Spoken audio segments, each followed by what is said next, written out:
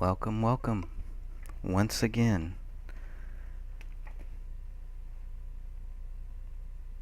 we are live. It's good to see you, Greg. Hey there, how are you, my friend? Doing all right, and you, sir? Life is good. No complaints here. Thanks for joining us here, Justin.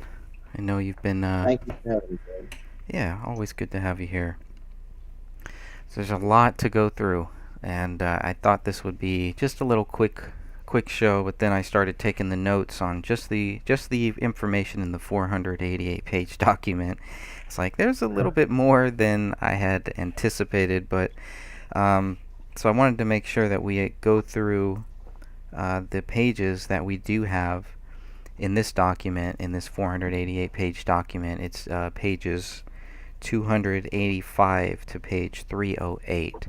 So we'll definitely make sure we get through those. And I'm just going to check here on YouTube to see how all that's coming through. Looks like the visual is good. And audio sounds good. Alright.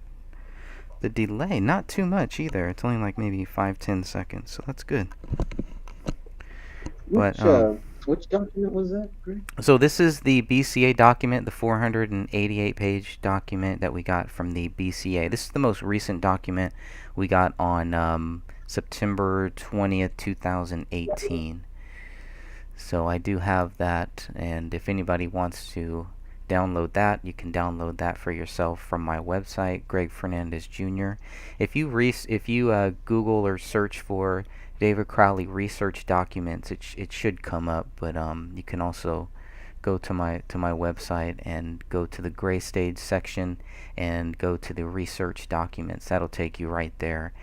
I pretty much have, and I need to update this too because it's not as user friendly as I would like. I'd like all of the documents that we have to be in one simple place where everybody can just grab that link, download it for themselves and check it out. So that's it's 488 pages. That's a lot.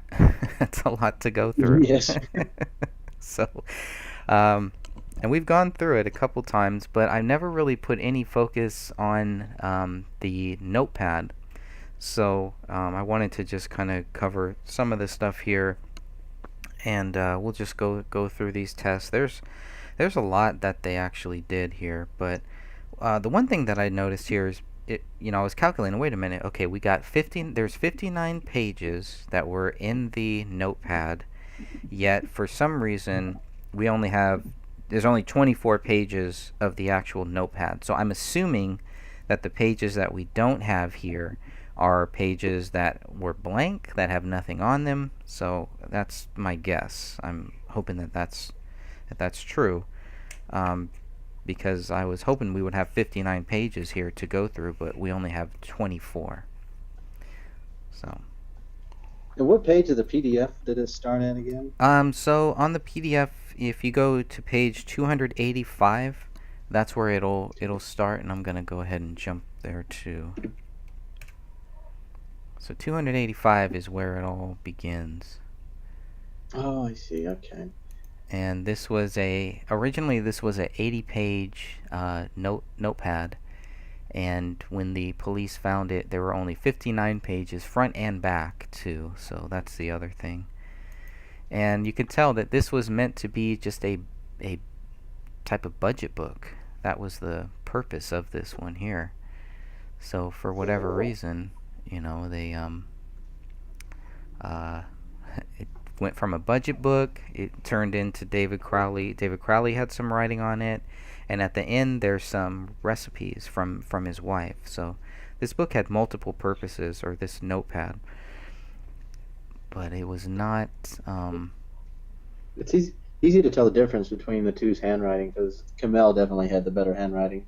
Yeah, whose handwriting do you think this is here? Kamel's or David's? Let me get to your. Which one? On page, Which one? the very front page where it says budget book. Hey, Sophia, thanks for joining That's us. Kamel's. That's Kamel's. Okay. Hey. And I want to say hi to everybody in the chat room too. Paulette has joined us there. Thank you, Paulette. I wonder if that's the same Paulette that brought up the Veterans Day article that can't be posted on Facebook. I'm just going to sidetrack for one That second was here. frustrating. Yeah. I mean, this was posted January 20th, 2015, and I know for a fact that this article has been in the Yeah. group. Wait, this is So, but I did post it here, and what we'll do is if I don't know why Facebook is blocking us from sharing it, but what we can do is we can create just a small little sample. Pretty much, we just copy paste these first two sentences, blah blah blah, copy paste that, and add the actual link. So that way, if people want to read this for themselves, then they can go and read the whole document there. So Paulette wanted us to make sure that it was posted in the group, and if we have to mirror it, then we'll definitely do that and get that posted in there. Because when I searched for it in the group, it was not there, and I was like, okay, I know it's there. I was thinking, well, maybe it was just in the comments or something, which is possible. But I think this one has been posted in the group many times. So uh, I'm sure there was a good reason Well, why Paulette wanted it posted here. it wouldn't even let us post it in Messenger, and Right. that was odd. Correct. Right. I couldn't. Yeah. Somebody Uh-huh. else wanted to try to posting it too, and I tried to sending it to them, and I couldn't even send it to them in Messenger. It won't post on my personal Facebook wall, so I don't know what's going on. And that's why I sent it to you through email, because I was like, we got to try to do something. It was a great article. Yeah. We could probably copy and paste all the contents, maybe, and just put it in a, do that. I don't know. They might block that too, but just want to let people know about that.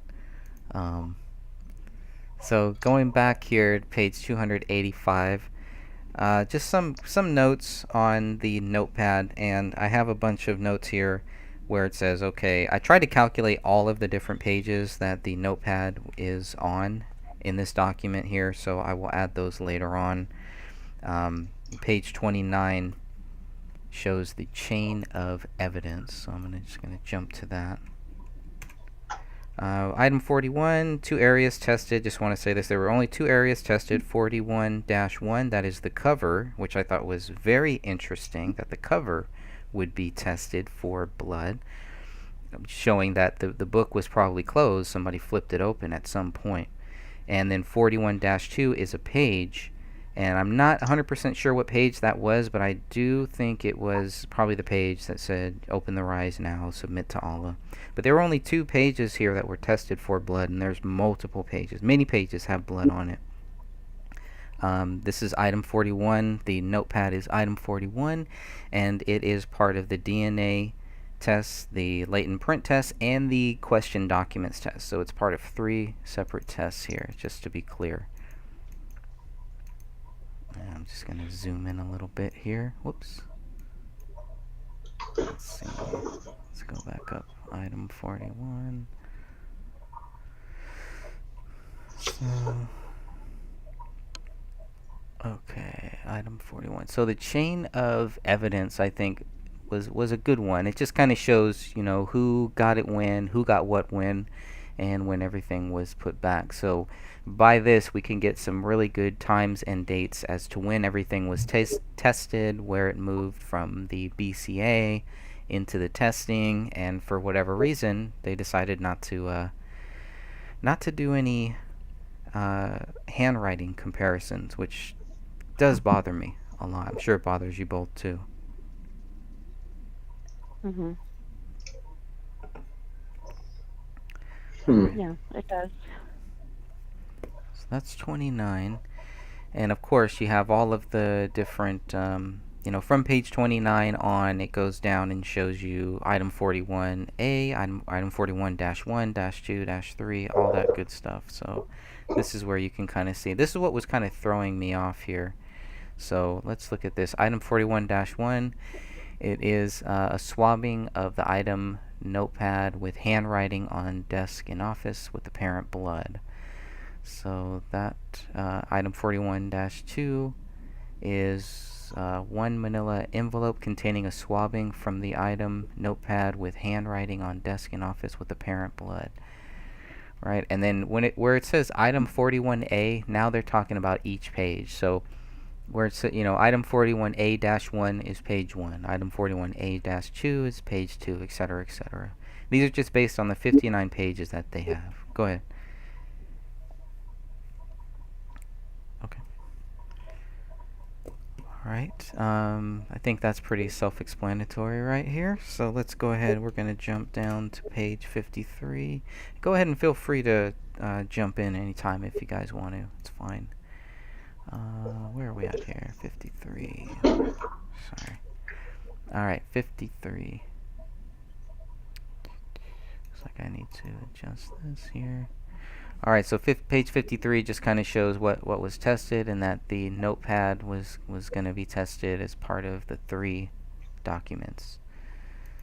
Check that off. Okay, at page 58, there's another mention of the notepad, and I believe this is in regards to the ESDA lifts, which is the latent the impressions.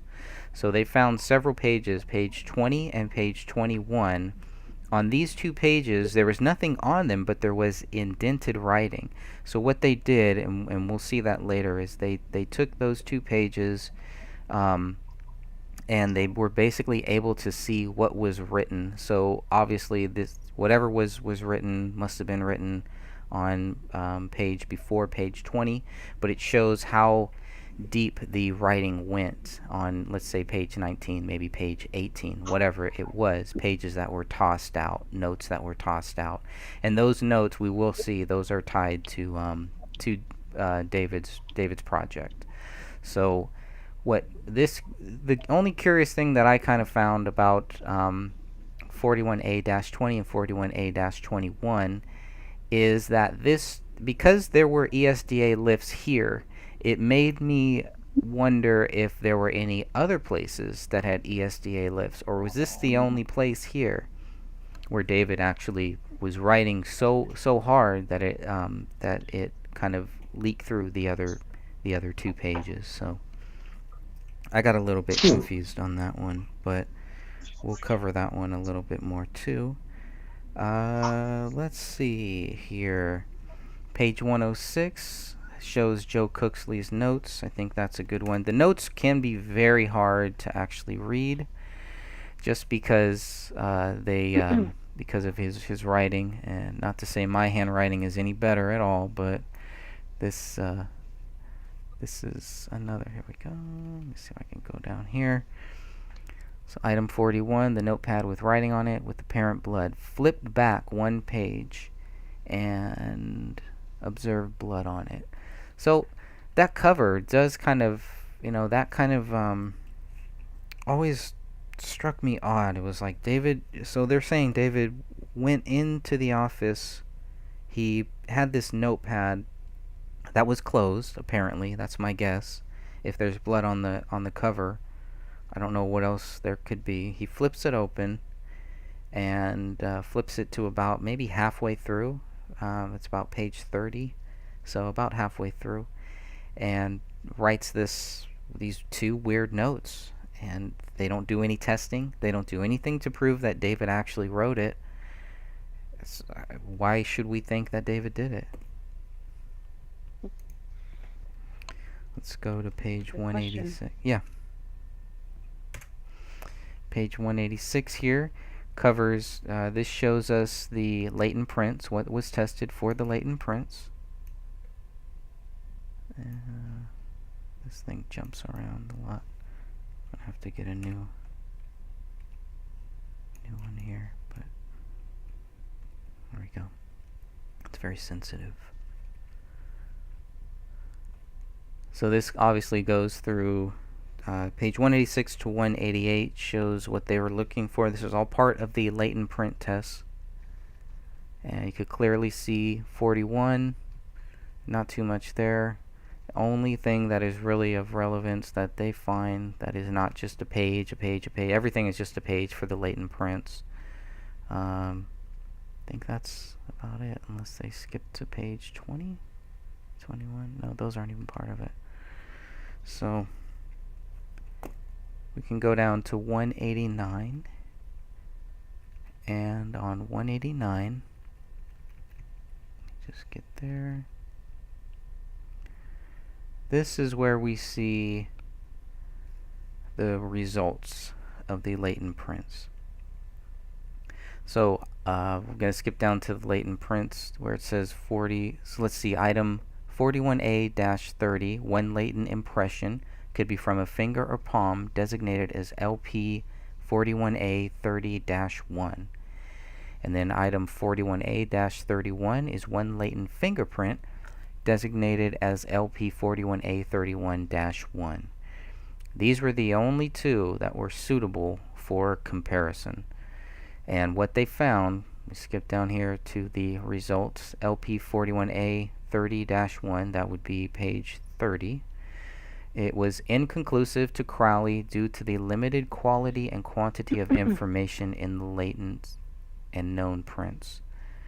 Okay, LP 41A31-1 was identified to the left middle finger of David Crowley. So they were able to tie David Crowley to page 31 for latent prints on his left middle finger. Thought that was interesting. Right. So they can put his left middle finger on page 31, if I'm reading this correctly. That's about it. Not even on the pen Yeah. that they say wrote all this, but And that goes back to my comment that I made a while ago, that this crime scene lacks fingerprints and DNA for this family. It should be everywhere. They lived in this house. They touched these things. They used these things. It should be there. But when they go to test it, it's not. I mean, they were both using this notebook. Their DNA should be all over it. Their fingerprints should be all over it. The pen, like you mentioned. Both. But it's just surprisingly lacking. yeah. It is disturbing. Disturbing, but it gets worse, right? It gets a lot worse. Let me just go here. So looking at some of these notes, we're going to page 207 now. Page 207 through 210 is Jennifer Kostrowski's notes, dated 7/14/2015. And one interesting thing on this, if you look at where it says item 41, a lot of this is hard to read, but at the bottom here, I'm just going to put my little cursor to where I want people to kind of look. No visual RD, that's ridge detail, I believe, right? I had a lot of people help me with that one. So I was trying to figure what RD meant. Ridge detail makes the most sense, I would say. Let's see, but here's the interesting thing. It says a minimal possible apparent blood on cover. So looking at the cover, obviously I couldn't tell that there was any blood on it, but this shows there was blood on that cover, and I don't believe that blood was ever tested either. So there you go. Just another little tidbit there. But I wanted it to be very clear that they did find blood on that cover.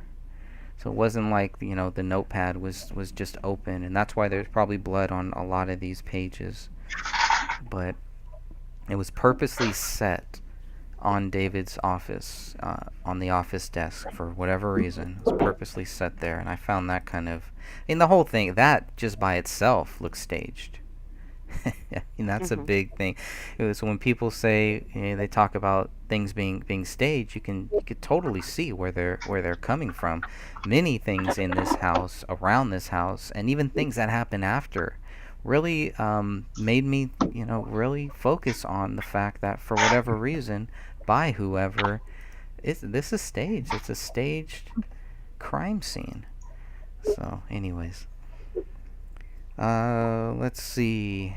Anything else? Anybody have anything else on that? I know Christy has also joined us here, so thank you, Christy, for joining and listening in, watching in, and go ahead and feel free here if you want to jump in at any time. We're almost to the actual notepad, the budget book. But I was just going through all of the notes, trying to find any pages that mention this notepad in this BCA 488-page document. This can be a lot of homework because there is a lot of stuff here. And what I'm finding again is going through this over and over has helped me to get some clarification on a lot of these questions that I still have here. All right, so the question documents, we're now skipping to page 214 through 218 is the question documents. This mentions that the handwriting comparisons were not done. You can look at this date too, 6/30/2015. The dates are so important in this case because you can see when they start accusing David and when they actually do their job and when they actually, find that these tests are done. So had they have waited, instead of telling everybody David was guilty within 24 hours, had they have waited, maybe they wouldn't, have this big problem that they have now, which is not being able to prove their own case. So let's skip down here. 41A. So these are just go ahead. Go ahead, Justin. I'm sorry. So I've noticed that we've been going up over everything that Apple Valley Police Department has and how they've conducted this investigation. Do you think it would be a good idea to find a successful investigation done by another department with a situation very similar to this one, so we can see how a different department would go over everything and what they would include? Absolutely. I know Sophia had tried. She tried to get that from Apple Valley. And Sophia, you want to tell us a little bit about that case and what you found there? Well, I did get another murder-suicide because this case was labeled murder-suicide. I wanted to compare, and all I got were photographs and a police report. I asked for the autopsy reports and the BCA lab reports, and I was told that the autopsy reports were not released to the public, and BCA labs were never done. So you think it's a question of competency of AVPD, or? Possibly. If we were to find another department, do you think it would be good to find one in Minnesota, another local one, or you think maybe another one out of state? Or finding one is going to be a little homework in and of itself. I don't know, to be honest. I've never really stepped into this realm before. Like in Houston, for instance, they have plenty of. I'm sure they have just stacks and stacks of paperwork, and they have a really good crime lab. So I really wouldn't know, but it's worth a shot. I could always submit a FOIA and see what I can get. That would be good.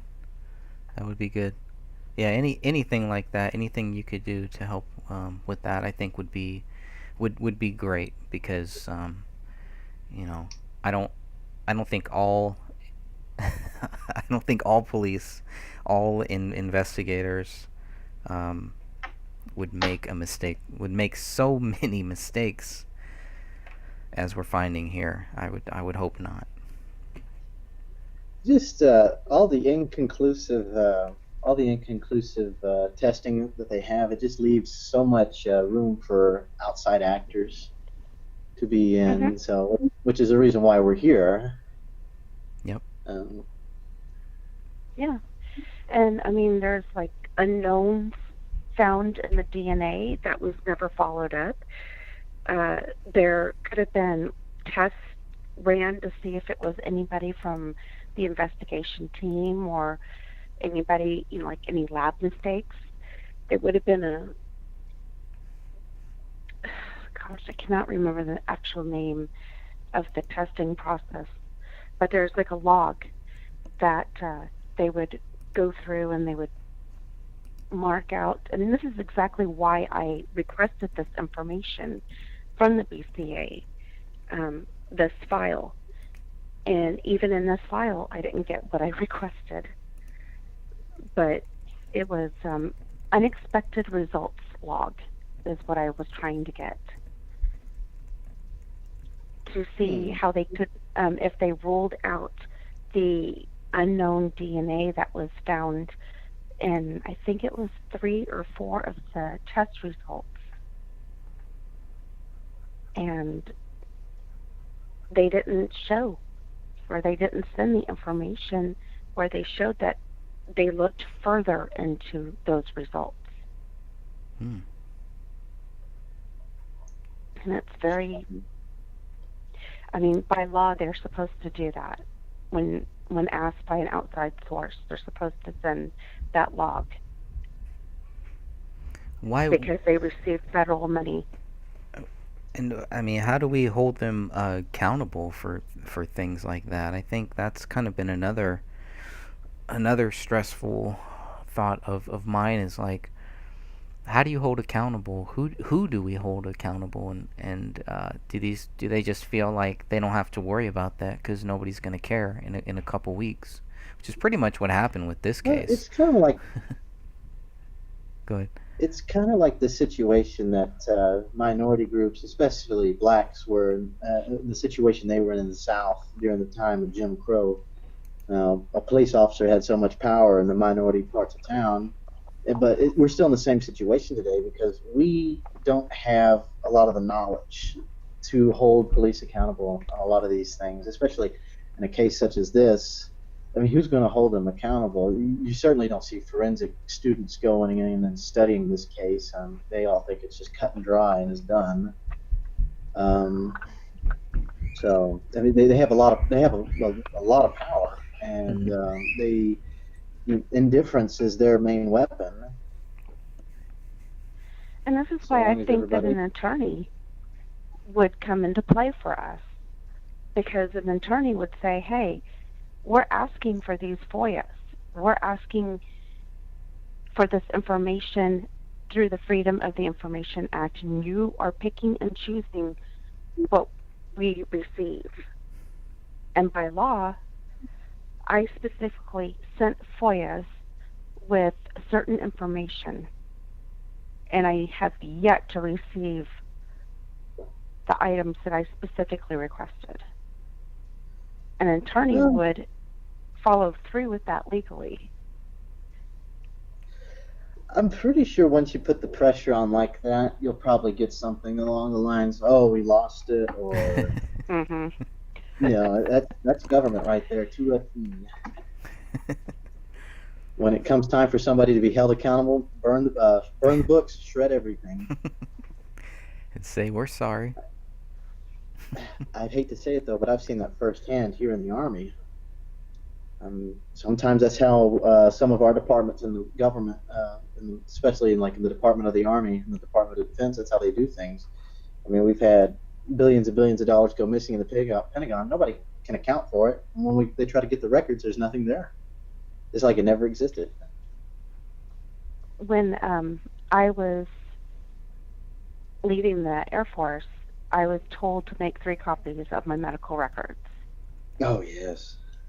And I did, thankfully. My ex, when he left the Air Force, he didn't do that. And he's still fighting the VA for information, or for the benefits he deserves. Because they tell him it's not service related. Yeah, they're saying, well, your medical records from the military were lost, or something like that along those lines. And we couldn't even get my daughter's medical records because, once again, he didn't do it. And so she had to get all her immunizations again before she could start school. Gosh dang. And yeah, I was kind of furious about that. That just shows you what we're up against, though. So, in every passing year, I'm sure they start shedding more and more bits of evidence. So,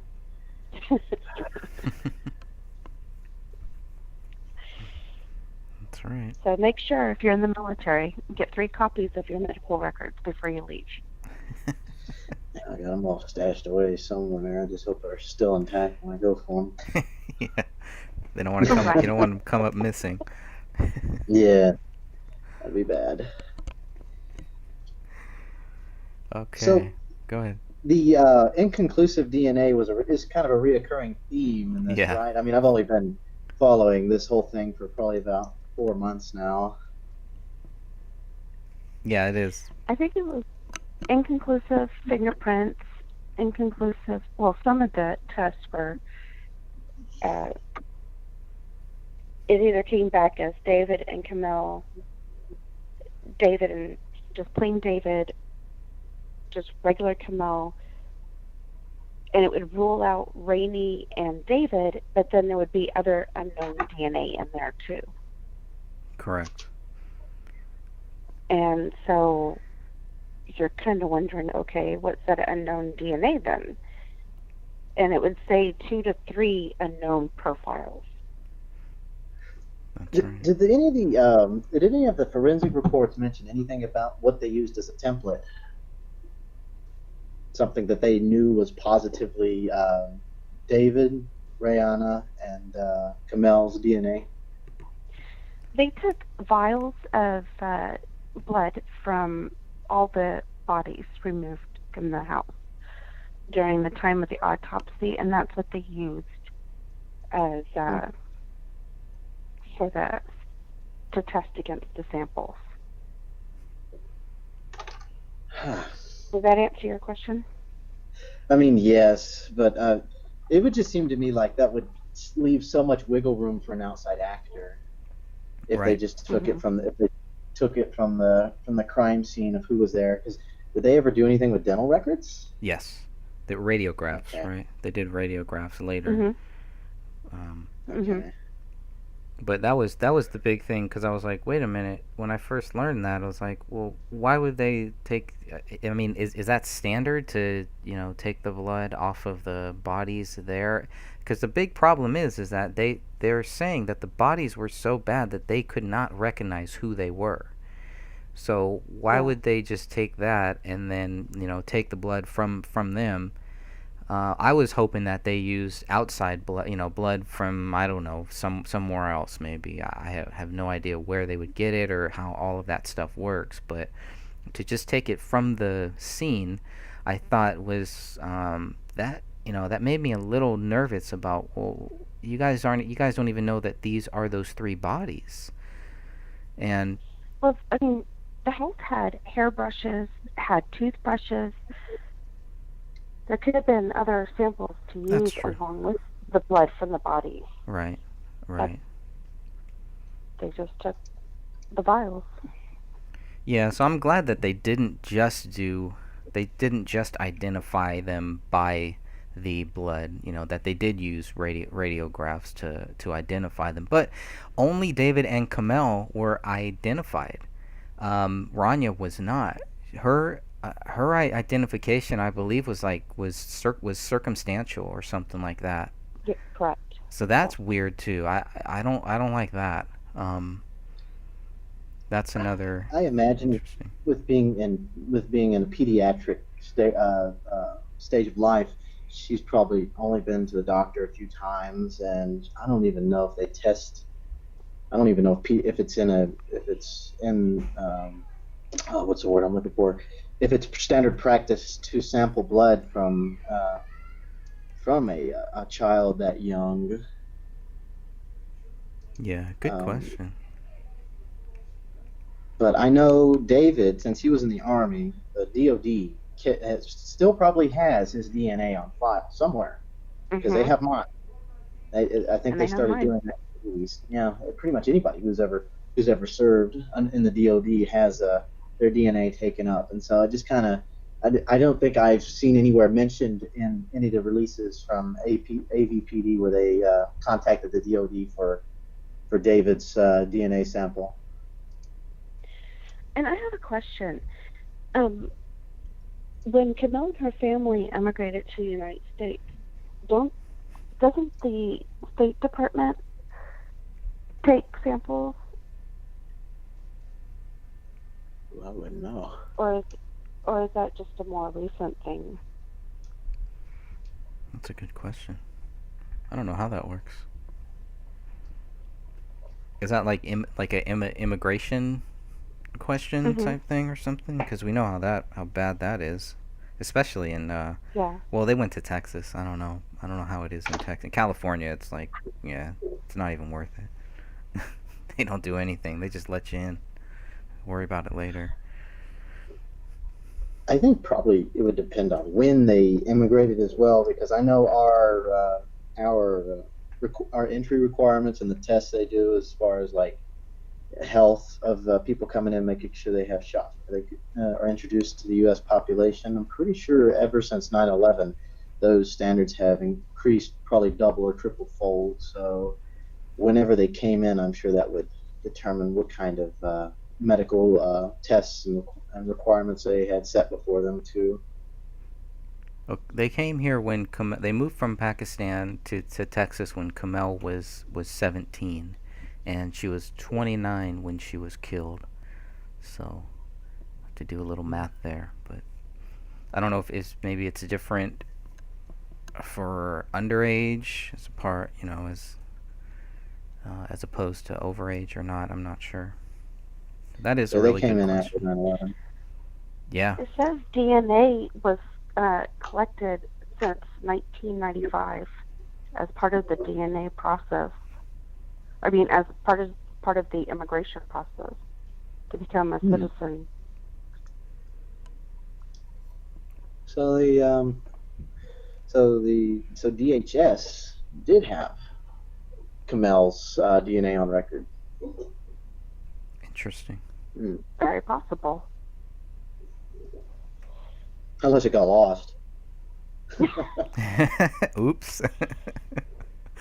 And they would definitely have David's, right? Just because he served. They'd have. Oh, oh yes. I'm pretty sure there would be multiple government hospitals that have his DNA. Where he took basic over Fort Benning would have it, Mm-hmm. which is Martin Army Hospital. And he was stationed at Fort Hood. I don't remember the hospital name there, but they would have it as well. And I'm not sure if he would have gotten one taken before deployment. I had blood taken before deployment, so I don't really know how that works. So there would be, I don't know what that would fall under, if that would fall under the hospital or if that would fall under mobilization command for Fort Hood. So it really depends. They also take a sample in maps. Maps, yes. See, I don't remember where he was living. I think he was in Minnesota. Hey, give me 1 second. I'll be right back. Mm-hmm.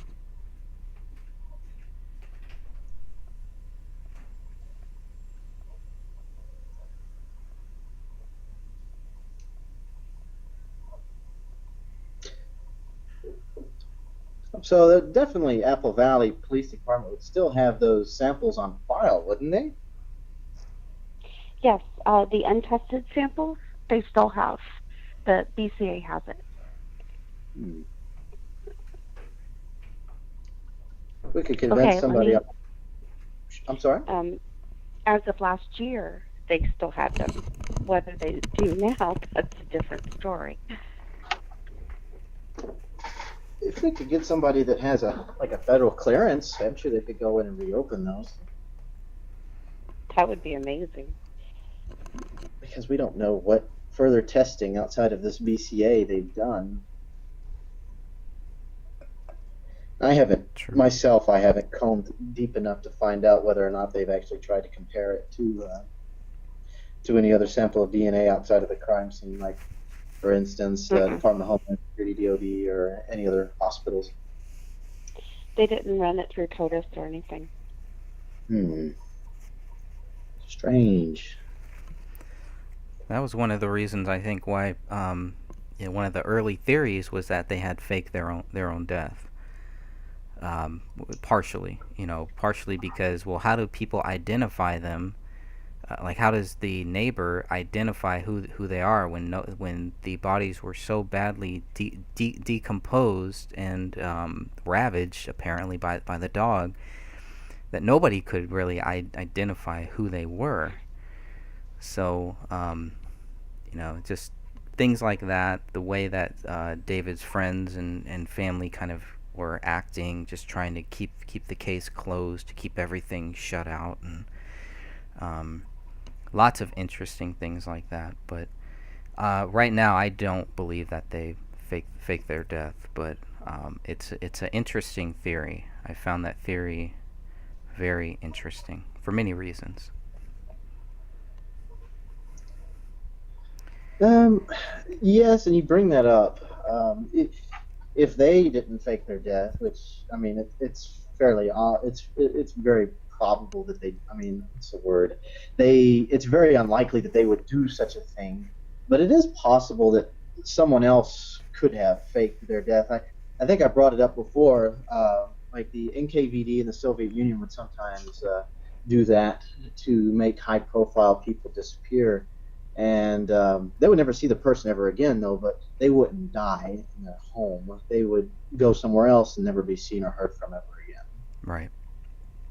Which is a So very it's like, scary. That's scary. oh, oh yes, more Mhm. scary than a murder suicide like this. That I reminds me don't. of what was that guy's name? Howard. What's the guy's name? I can't remember his name. The famous aviator guy. I want to say Howard Hunt, but that's not right. Howard. Hughes, Howard Howard Hughes. Hughes. Howard Hughes. Thank you. Yeah, Yeah. Howard Hughes. Hey, Christy. How are you? This is Christy. Thanks for joining us here. Thanks for Hey helping. there. Hey. Yeah, Howard Hughes. That was it. That was one of the things, because Yeah. that guy had faked his death. The other case we were looking into was the Philip Marshall case, and there was another strong theory that he had faked his death as well. Of course, I've been researching Bruce Lee, and they said that he faked his death. Elvis faked his death. Apparently, everybody's faking their death and living as slaves on some foreign island or something. But that's like fantasy stuff. But it did The fascinate Epstein me. Island. Yeah, pretty much. Yeah, right. Well, look, Oh boy. the other weird thing about identifying, I mean, even if they don't have DNA, the question that I ask is, um, even if a hand is partially mummified, they can rehydrate the fingerprints. They can actually take like a layer of it off and put it on their own finger. They can rehydrate it and then do prints on paper with it. I was looking into that, so I don't know why they didn't even attempt to rehydrate or mention that they tried to rehydrate his fingers so that they could get decent prints for him. Could that be a budgeting issue, maybe? Could it I don't be? know, or maybe if they just didn't have the knowledge or technology to do it. But I do know that because I have researched it, and I do know that it's not just some CSI thing that you see on TV or something, that it is something that they can do, and Wow. it's actually pretty simple. It's a Really? pretty simple process, yeah. Um, so I'm not quite sure they why they didn't even attempt to do it or mention doing it. But I have other questions. I mean, I was talking to Sophia about that, about like why they didn't go into more detail on the missing limbs. Why? Because I mean, like one reason why that there could possibly be an explanation of lack of blood is because if a limb or something is cut off, but if it's severed, but if it's jagged and it's not clean, the vein tends to roll in on itself, and it almost causes its own tourniquet type thing. I mean, you still bleed, but it slows the bleeding. It's just something that happens, rather than if it's a very clean cut, it doesn't roll like that, and then you produce a lot more blood. And so I was wondering why they didn't go into more detail on, was it jagged, was it clean, and because the reason why I wonder why they didn't go into more detail about it is because Kamel's hands were apparently under, or her arms were under her body and her hands were missing. So why they didn't go into more detail to explain how that was possible, I question. Absolutely. Great. That's a great question. It really is. Didn't they chalk all that up to paleontology, referring Yes. to how the dog pretty much just discarded everything? Yeah, pretty much. That was it. He gets credit for everything. So. Mhm. Oh, we don't have an answer for that? Paleo did it. Christy, will you explain the safety thing about the gun safety? Oh yeah, I'm very familiar with that particular gun, and on the gun there is a pistol grip safety. So it's like a lever that's on the grip, and in order for you to fire it, you have to engage that. So you have to butt your hand up against that and have that engaged in order to fire the weapon. And there's also a trigger safety on it as well. So you have to really depress the trigger, and then when there's like this little lever that's within the trigger that's kind of like a safety that pushes in when you pull on the trigger. So it's kind of like a squeezing motion. And so for him to be found with his arms, both of them stretched out completely to both sides, it would be almost impossible, because the only way for his right arm to be stretched out the way it was, because if it's the way that the examiner's report says, the examiner's report says that he has an exit wound on the left side of his head. So that would mean that he would have to be shot from the right side of his head. So for his right arm to be completely stretched out, he would have to take his left hand and put his hand on that gun, and he would have to stretch his hand around to the right side of his head and really reach around and then fire it. And for his hand to come back and land in a completely outstretched position, I mean, I've researched like how guns fall when people commit suicide, and how the positioning of the body and stuff like that. So I mean, the only way for his arms to be completely stretched out is if he shot himself lying down. And it's almost, I tried doing it, and it's very, very, very difficult. I mean, it doesn't make any sense why anyone would do that, to try and reach around and completely press that safety on the grip. And he was right-handed. So that makes absolutely no sense at all. Wow. I'm thinking there would probably be easier ways to commit suicide than doing it that way. Mm-hmm. And I was reading someone that went to a lot of suicides. They were an investigator that did a lot of suicides. And they said more commonly if someone is standing up, and they shoot themselves, the most common thing that they find is for the gun to actually be under the body or close to near under the body. Because when the person shoots themselves, the gun falls first, then they fall. Interesting. That's what happened with Philip Marshall. The gun was actually found underneath him, which is why they had a hard time connecting the gun to Philip Marshall because there was so much blood there. So that's interesting. Yeah, and a lot of times they won't even be able to find it, so they go in and they initially, think it's a homicide, and then they find the gun, and then they determine it to be a suicide. So it's kind of the reverse of that other article that I shared that talked about people going in and automatically assuming it was a suicide. But the only possible way for him to have ended up in the position that he was in would have been for him to be completely laying down. Wow. And reach around and shoot himself. Because if he was sitting up, he would fall back and the gun would fall first and he would fall back.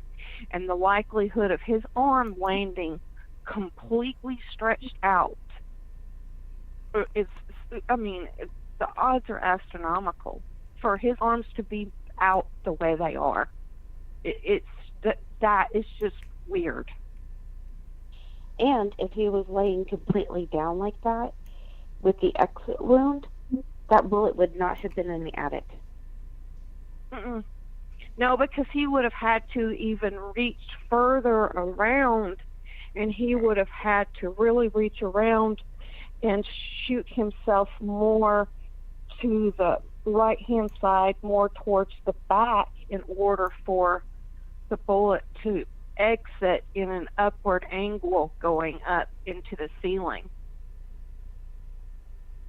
Wow. And did they even bother? And here's the other question I have.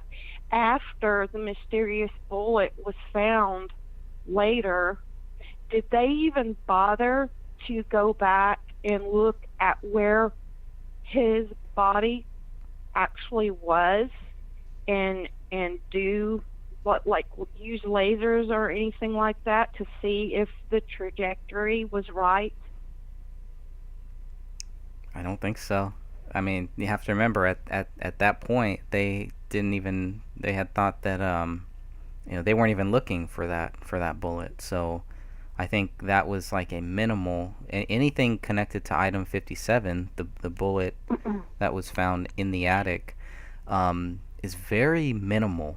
So unless they did that stuff and we just haven't received it, I don't think that they spent a whole lot of time on that, on item 57, on trying to figure out, okay, David was shot here, okay, Kamel was shot here, she was standing here, she was sitting there. But if you talk to certain people, they will try to tell you where David was, where Kamel was. So are they making it up? Are they guessing? Or is this something that they were told by investigators? And that still, to me, is not clear based on the documents that we have so far. Yeah, I mean, and the only way to determine whether that was actually the bullet, especially with it not having any blood or brain matter or anything on it, the only way to really connect it would be to logically deduce by using the lasers and everything and going, okay, this is where he was sitting, to even see if it was remotely possible. But, Right. I mean, if you look at where his feet were, next to the couch, I mean, it's a very strange position. Like, okay, if you hypothesize that he was standing, that would be a weird place to be standing and shoot yourself. I mean, Right. You wouldn't cram yourself up against the couch. Okay, would he sit there like that? Okay, if he sat up and did it, though, what are the odds of both of his arms landing outstretched like that? Right. I think it's a staging that has something to do with mocking Christianity, in my opinion. And some people have even said that Paleo could have outstretched his hands. I've seen the comments. I mean, They're that's perfectly stretched out, though. I Yeah. mean, Yeah, they are. They really are. Yeah, It's they the are. crucifix position. I mean, they're completely even. I mean, and I mean, for him to have done that, he would have had to done both arms at the perfect time when there was no rigor mortis. And, you know, more than likely, if he messed with them, it would have been right around when the incident happened, because when I was reading about animal scavenging, the main reason why dogs will scavenge their owners is because they get freaked out and upset, especially if it's a gunshot, and they can't wake their owner up, so they start licking them and stuff, trying to wake them up.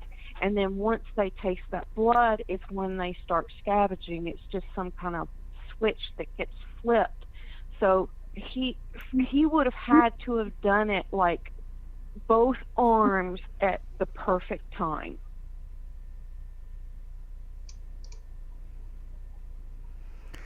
That is disturbing. But it's, it's something we have to look at. It's something we have to we have to go there. That's hard for me. It's hard to, I mean, it's the saddest thing when you think about a a pet, which for most people is part of their family. And the fact that there was a dog in there, what they say, for 3 weeks, which I mean, that's hard to really buy. But for 3 weeks by itself, that's a long time. 1 or 2 days is a long time. 3 weeks is just crazy, and for them to just accept it, that this is what happened, that's very curious to me too. How quickly everything just kind of fell into place when here. And that's why Go ahead. Yeah, and that's why I find it interesting that there wasn't more descriptive, terminology on the missing hands and the missing arm. I mean, because that really makes a difference. I mean, if you look at sample autopsies, like, you can go on the internet and you can get on these sites that are for students, forensic students, and you can look at autopsy reports, and those reports are so lacking in detail, it's not even funny.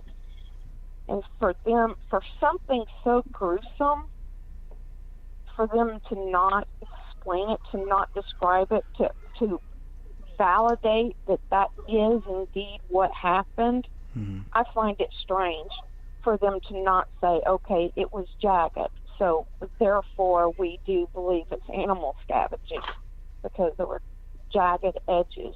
This is what it looked like.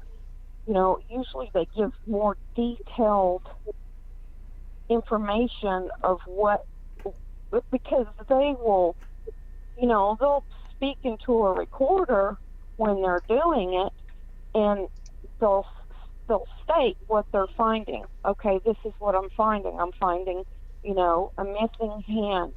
The wrist appears to have jagged edges, or it appears to have clean edges. You know what I mean? Yes. And there's nothing. Well, Nothing jagged edges. describing that. Well, the jagged edges are mentioned in the autopsies. They are? They are. Yes, they Oh, are. okay. Yeah. Okay. I didn't see that. It's very brief, but it is mentioned in there. I don't believe it's mentioned for all three. But I do believe that there was, I know that there was at least one or two mentions about jagged edges like that, which is one of the reasons why I didn't think that any of the hands were cut off or anything like that. Yeah, because Um, they would be clean. yeah, they would be straight. They'd be, But but and that's the other thing though, is I did notice that as well, is like one autopsy would have more detail about something, and another one wouldn't have the same amount of detail. right. It, Was I mean, it was interesting. was there one that stuck out more to you, that had more or had less, that you can think of? Kamel's was the most detailed. Mhm. Hers And was the David and longest Rania, and the most detailed. where we compared Rania's autopsy to like John Bonet's autopsy, and it was surprisingly lacking. Wow, Very.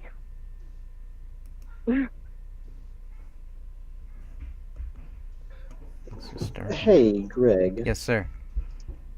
I found a pretty good article from this website called ResearchGate.net, and they have a case study in there of a gentleman. I believe he lived in Indonesia or Sri Lanka, and he had about, let's see, I don't know how long it was. So the body was there for about 46 days. The body was dead for about 4 to 6 days. And they were 15 dogs living in the house with this gentleman, four puppies, four medium-sized male dogs, and I believe a bunch of other smaller dogs. Um, the only extremity that the gentleman had missing was his left arm, and his other hand was still intact, even though there was all those animals there. So it's just a good comparison. Yeah, I'm pulling that up here for everybody. Mhm. They can look at that. And The we'll. images are Mhm. straight to the point, though, so I do apologize for that. Oh, are there images in here? Okay. There are, but I would imagine that the case here was probably in about the same stage of decomposition as Kamel and David were. Um, Oh my goodness, these are very disturbing Well, images. being that this was in a tropical climate, he decomposed a lot. The subject decomposed, or the female rather, the lady, she decomposed at a lot faster rate due to the humidity and heat. Wow, Uh, Oh yeah, yeah. The bloating. that is yeah, disturbing. I'll see if I can share this in the YouTube chat. Yeah, please do. Please do. You might have to exclude like the HTTP or something, but I'll add this to the description later.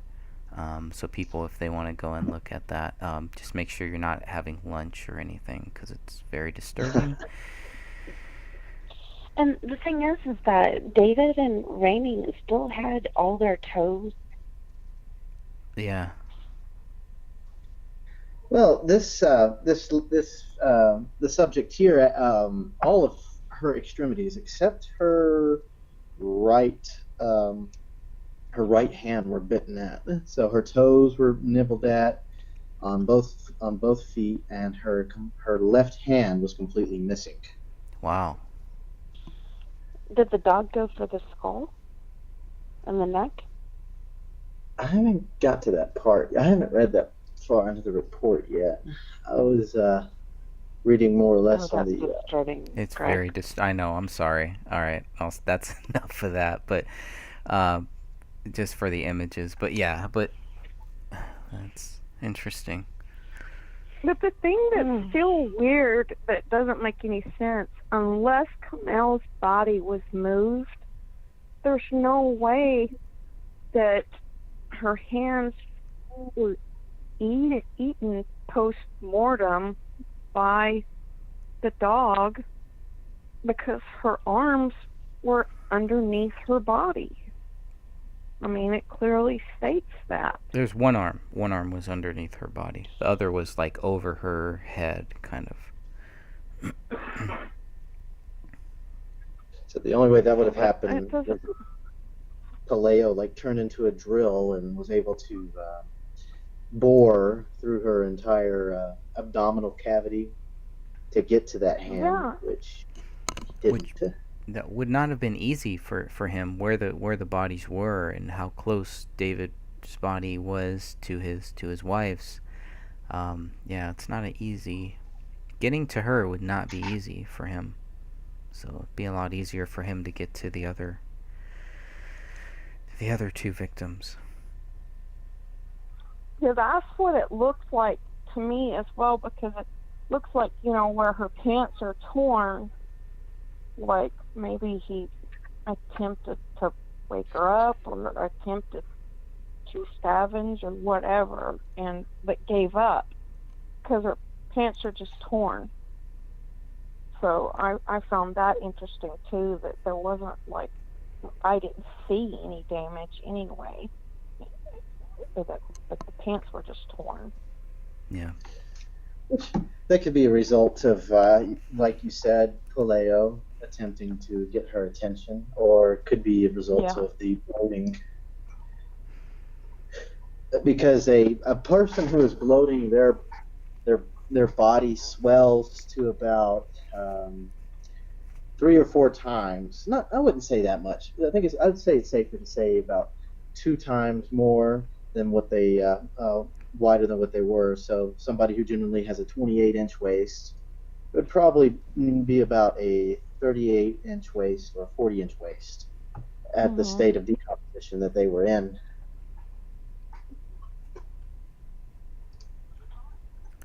Anything else on the animal scavenging here, or else we'll get back to the notepad.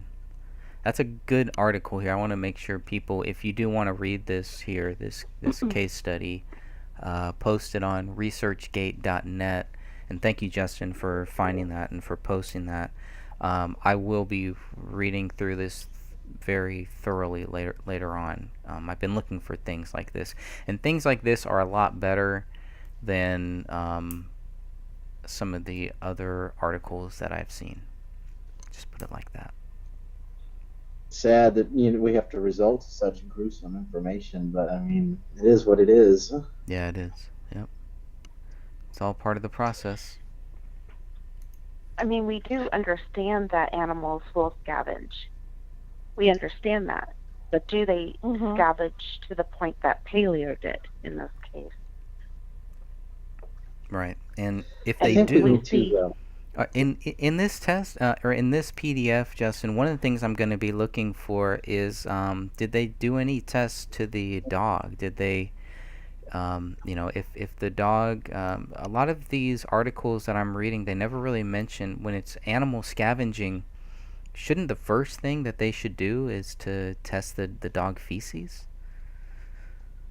I haven't seen anything like that in the BCA, which I've only been through parts of it.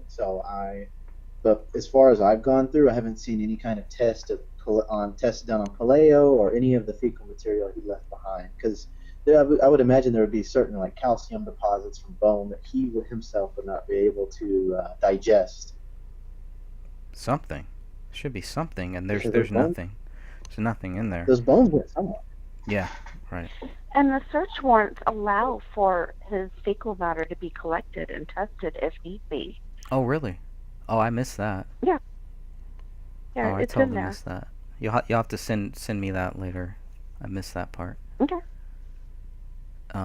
That's great, because I do need to follow up now that Detective Gummert is back. I have not followed up with him yet, and that is the only thing that I really want to follow up with him on, aside from some of the documents that we didn't get, that I know that we didn't get. Which begs the question: did they recover Paleo's fecal material, or did they throw it in the trash? Good question. Whatever happened with it? Yeah. I didn't see any mention of it being collected in the It's not in the samples. evidence. No. And I'm just You were saying one. it could have been. They legally could have done it. Right. Right. Which is, and if they put that into the search warrant, that makes me think that somebody was already thinking that, and that's common sense. So it's just kind of frustrating that we Mm-hmm. don't have a clear answer on that yet. So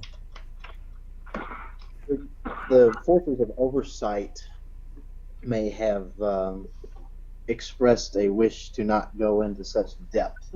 right, Oh. that's my fear. That's my fear right there. That along with so many other things, including the handwriting, they were like, no, we don't need to go there because why would they? They've already got their man. They've got their case. They've got everything. They have someone in the the 911 call already talking about how the dogs scavenge these bodies. I mean, that's before the police even showed up on scene. And Judy Prochnow is pretty much laying out the whole story that we're going to hear for the next 5 years. Yeah, and Well, I'm sorry. oh, it's okay. And the other thing, I mean, say animal scavenging is what happened. Still, they did not go into any kind of detail or explanation of why they thought that the gun was by his left hand, and yet they said that the exit wound is on the left hand side of his head.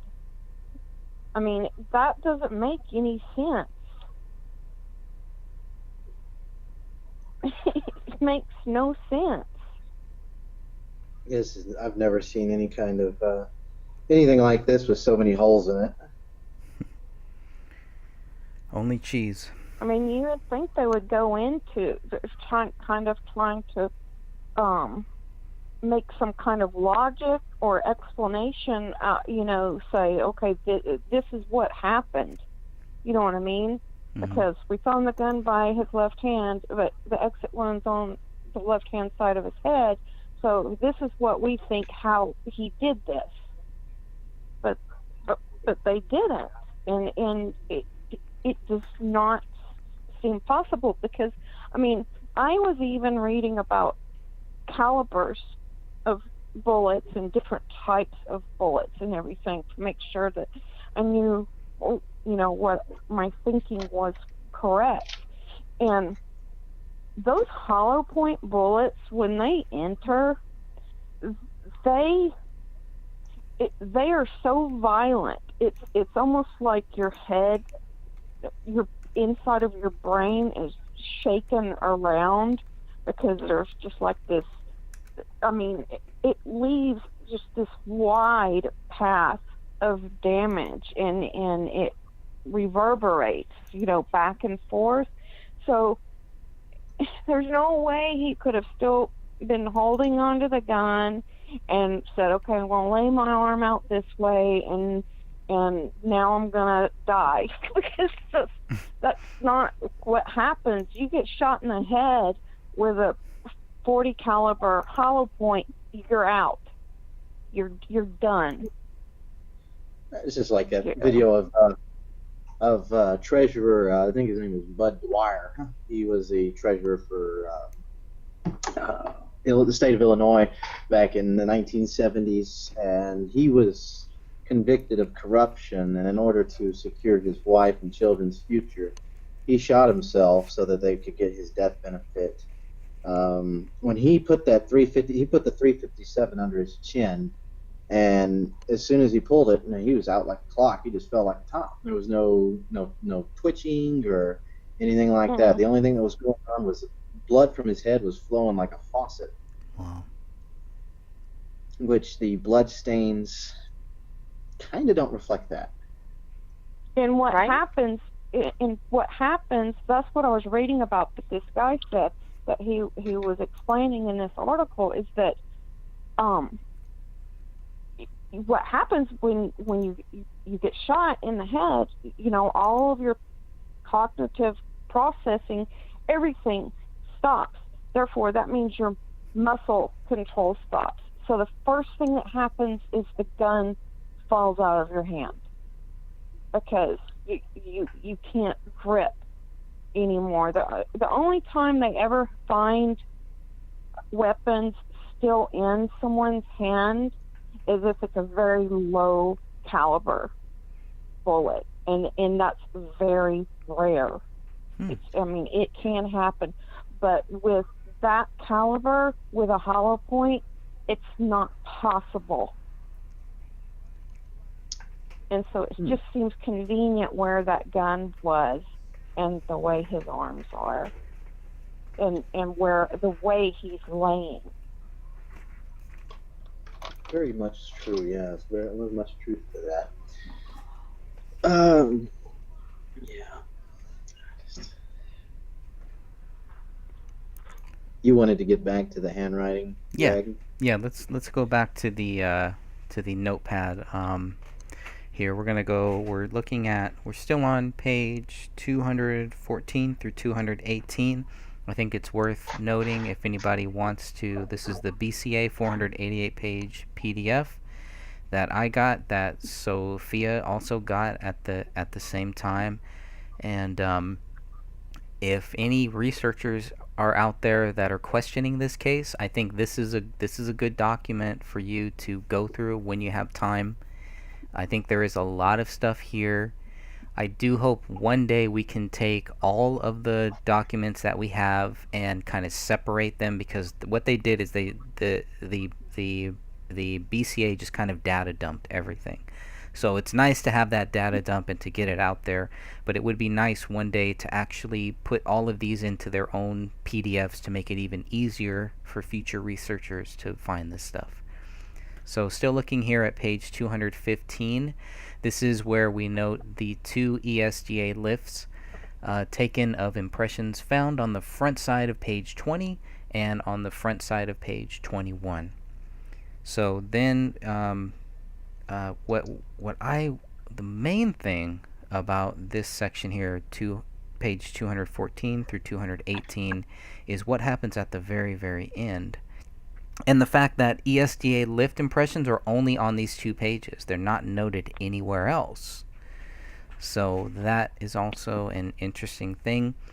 When I write, and I do write on paper, I press down, especially if I want to make a point. If I'm really in that moment, I press down harder. And so I used to have this problem when I bought cheap paper, was that I would press down so hard that the impressions would actually they would be indented into the next couple pages. So that's what happened here. I'm just wondering why the ESDA was only on those 2 pages and not on any of the other ones.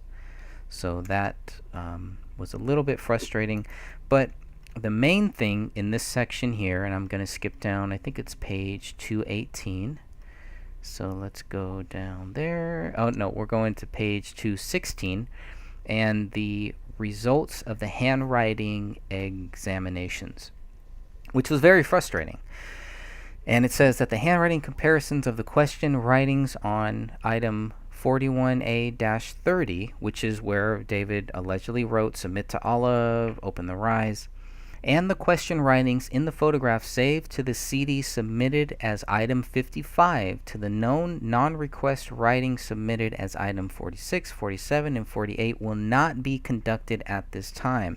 What they're saying is they're not going to do the handwriting. They're basically not going to find out who wrote this, and it makes no sense. If you're going to do one thing regarding handwriting, it should be on proving that David actually wrote that David actually wrote, "Submit to Allah, open the rise now." If they don't do that, I don't understand. First of all, I don't understand why they wouldn't do it.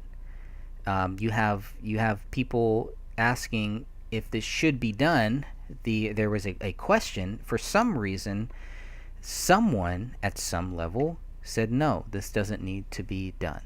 And that frustrates me. So if that's not going to be done by the AVPD or by investigators, maybe we have enough samples, enough things that we can hire somebody who can do those handwriting tests and who can, give us some clear view on whether David did write that. I mean, that's a big question now because there's no proof that David wrote that. So I think it will be very interesting in the next coming days. But that was the main thing about page 214 through 218. And then they go through on page 217, the ESDA indented writings. This is what they find. So starting with TYP Cal Army Strength, this is what David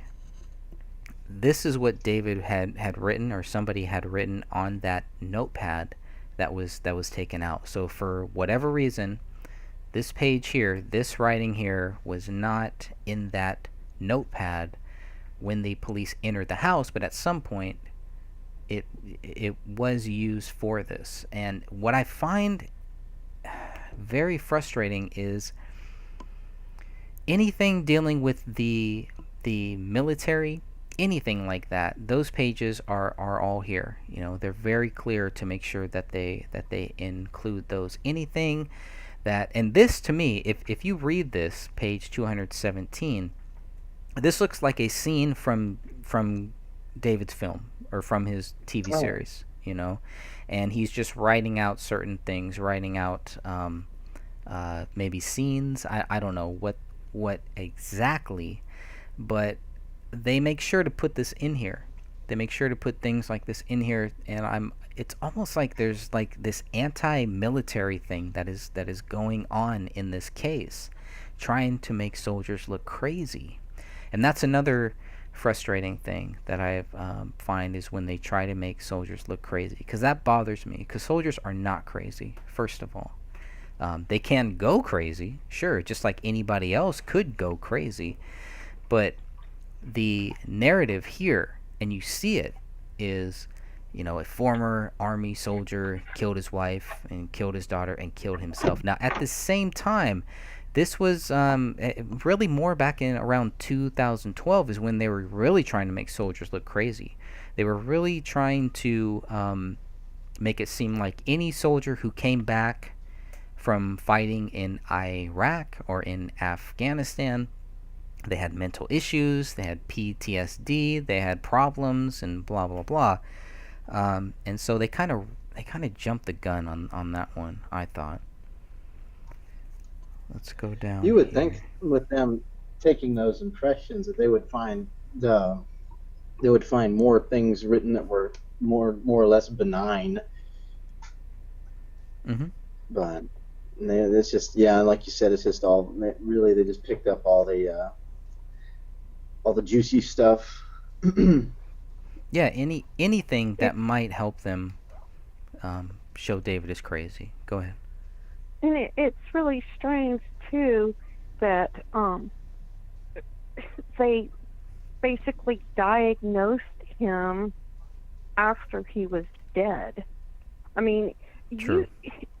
To diagnose someone, a therapist or a psychiatrist has to sit down with you and ask you specific questions and look at your body language and, I mean, go into, a lot of detail discussing things with you. They can't diagnose someone based off of hearsay, because hearsay is subjective.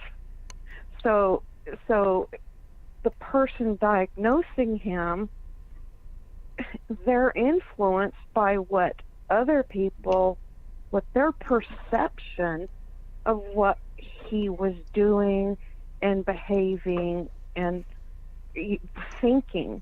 And that's just ridiculous, because they had disconnected from people and certain people had their own ideas why they disconnected that may not necessarily have been their reasons for disconnecting.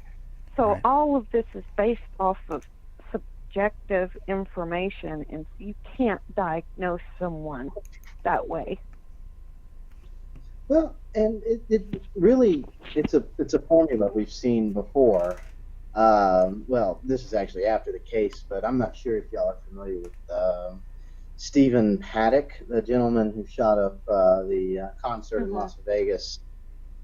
So he's a rich man, and he's got all kinds of Filipino women all over him. So he's not possibly wanting for anything. He's having a good time in Vegas, living any middle-aged man's life dream.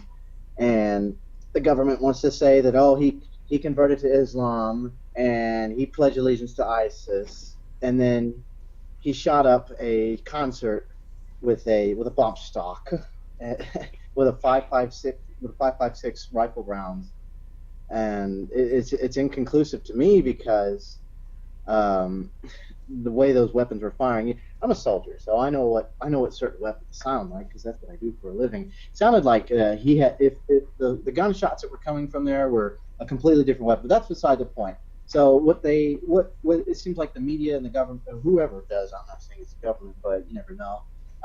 They completely take out any kind of credibility of the supposed actor. So in this is David. Say he committed to Islam, writing Submit to Allah now, and then Allahu Akbar on the wall. Somebody who's raised a Christian who would have seemingly no reason to convert to Islam. And then they try to make him crazy after death. And what they did with Stephen is they interviewed his brother Eric. And Eric is a complete nutcase. At least he was when CNN interviewed him. So they completely destroyed. Why would they want to destroy his credibility after he's dead? He's dead. It doesn't matter. The man's dead, unless there's some other purpose they're trying to serve with that. Yeah, I droned on for a little while. I do apologize. Well, I mean, they were filming a grave state, or the grave state. What was it called again, the documentary? Was it the grave state or a grave state? A grave state. Thank you. They were filming that before the election. And Hillary was supposed to win. She would have taken up Obama's stance on gun control.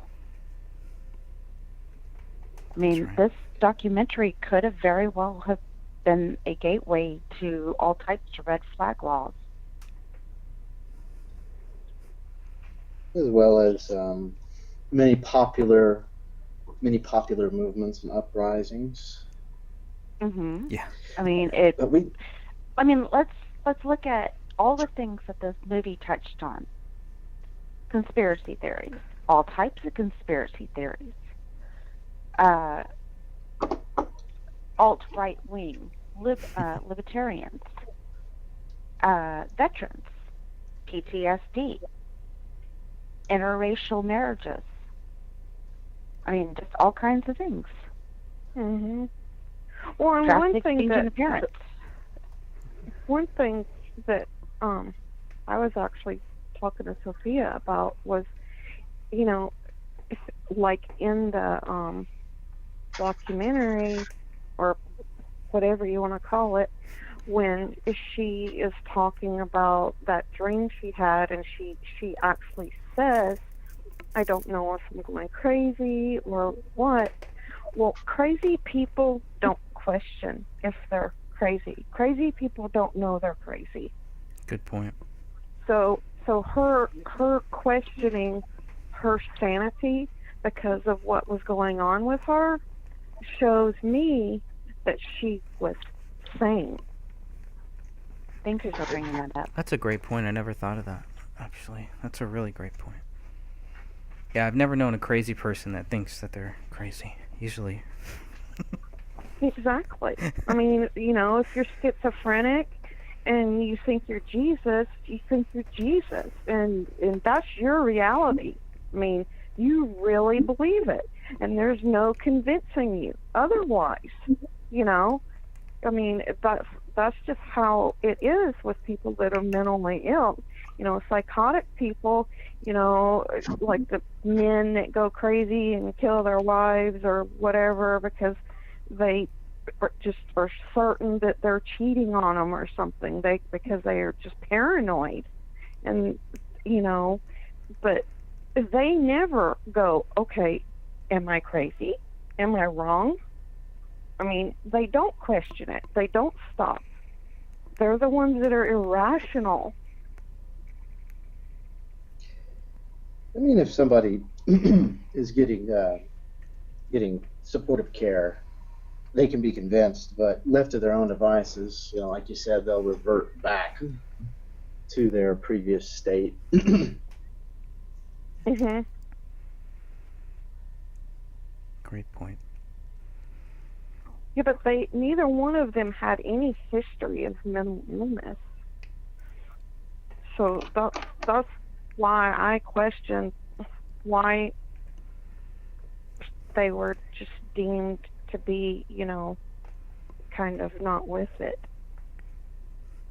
The only thing I can think of for that is that it's tied into to the context, to the content of Gray State, of the government taking over and we're losing our rights, and that's really it.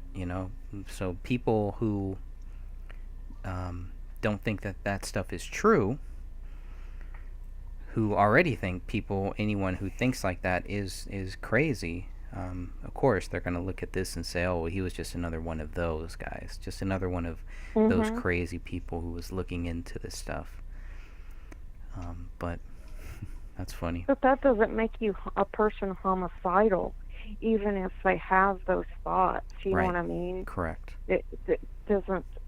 I mean, for him to just. I mean, for him to just suddenly become homicidal, and suicidal, it just doesn't make any sense.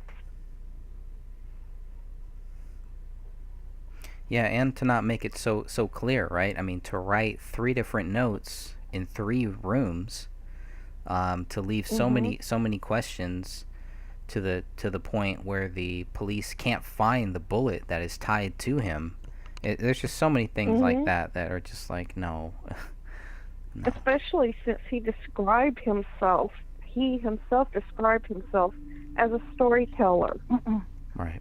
And so, with him being a storyteller and being as descriptive as he was, he, he would have left something more in depth and um, something, you know, to at least like make people stop and think about something or about what happened.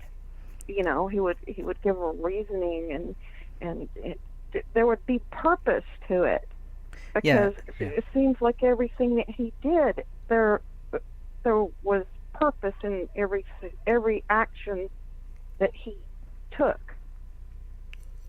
Yeah, and I I don't think. envision a Go ahead, Sophia. well, I envision a recorded statement at least from Mhm. him. Yeah, because he videotaped everything. If not, then a detailed suicide note of why he did it. But we don't have either. And I don't think he would be working on Gray State, working on this project, connecting people, contacting people, if as late as December 16th, December 17th.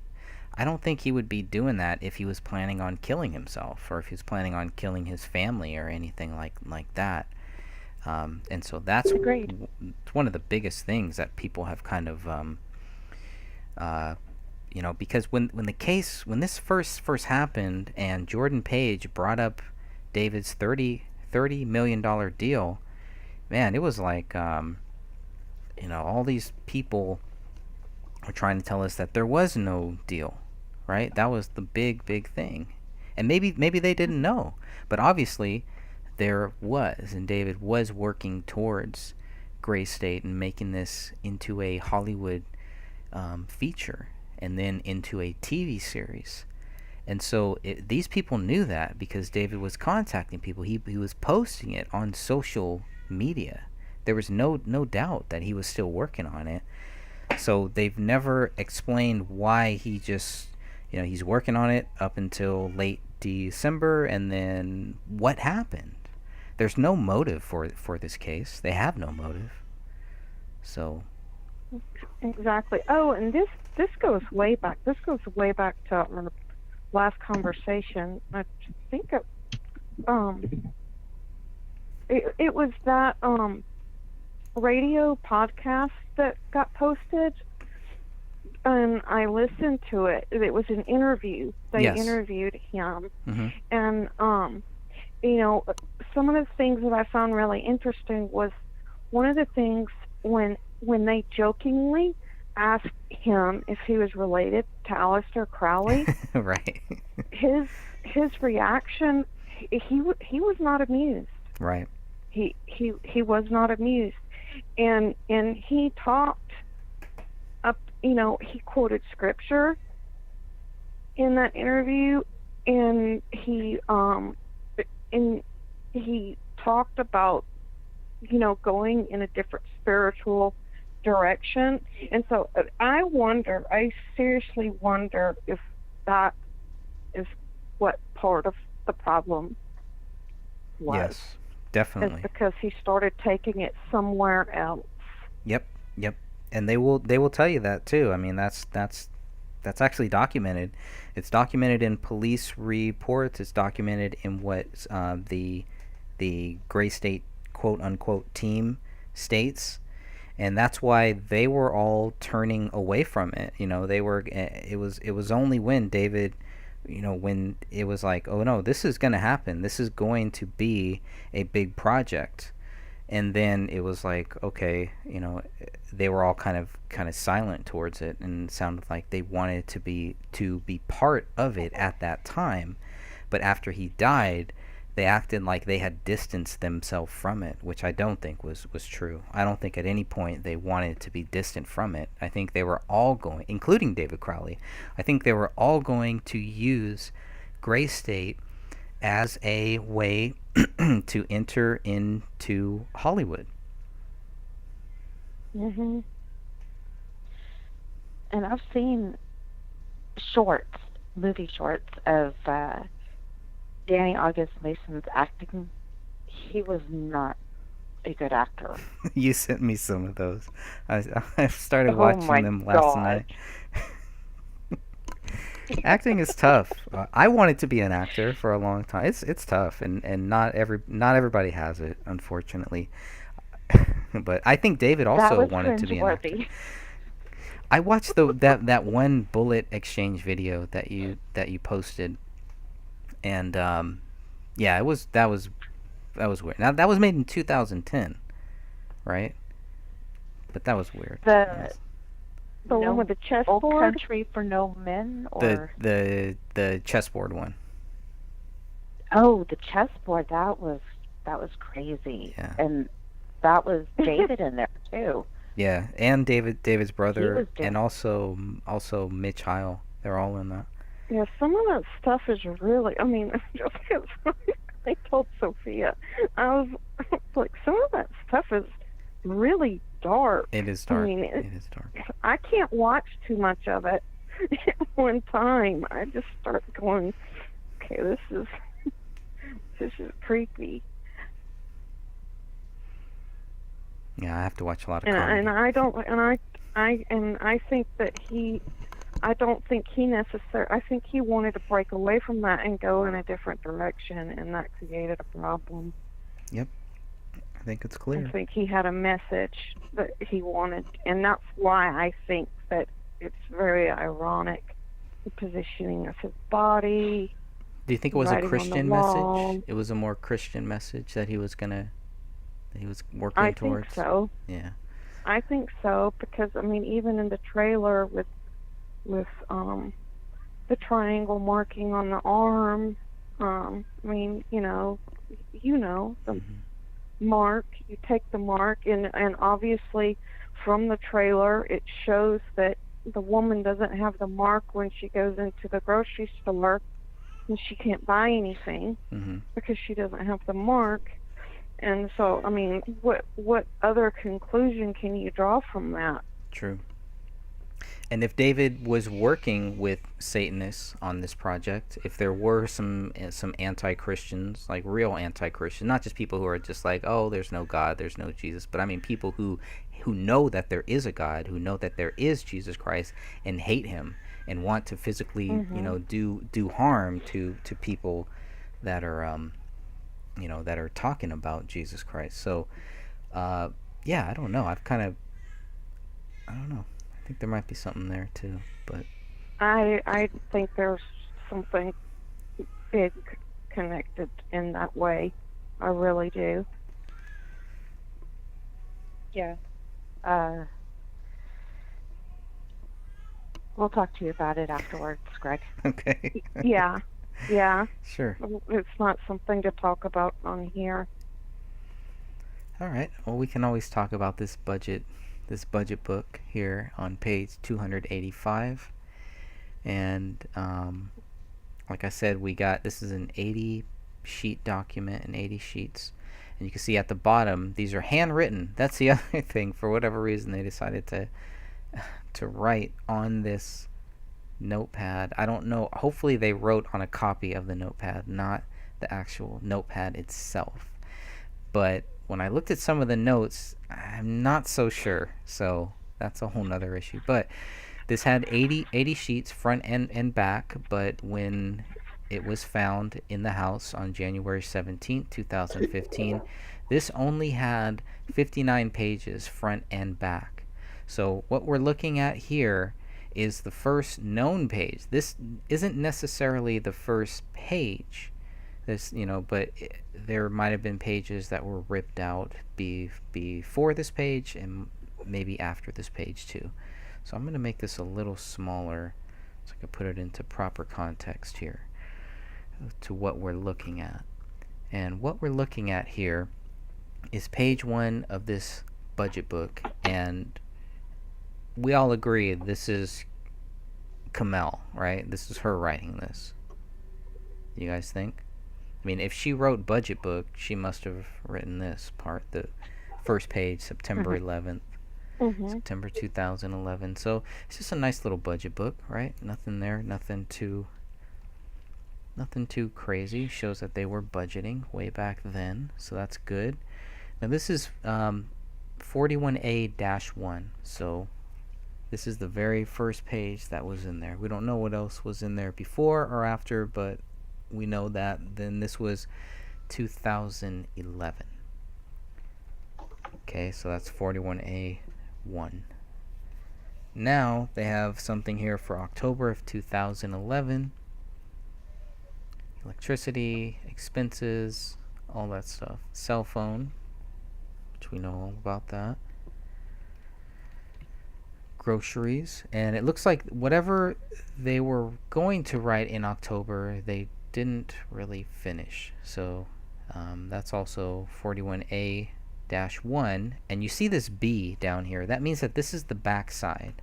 So I'm going to go back up to page 286, and on 286 you can see 41A-1F, and you see that F because that shows that this is the front. So really, you would have to, I mean, if we only got 24 pages, I'm assuming there was nothing on any of the other pages. I don't know why they would just give us some of the pages, so I'm just assuming right now that we were given all of the pages that they had for this notebook as a data dump.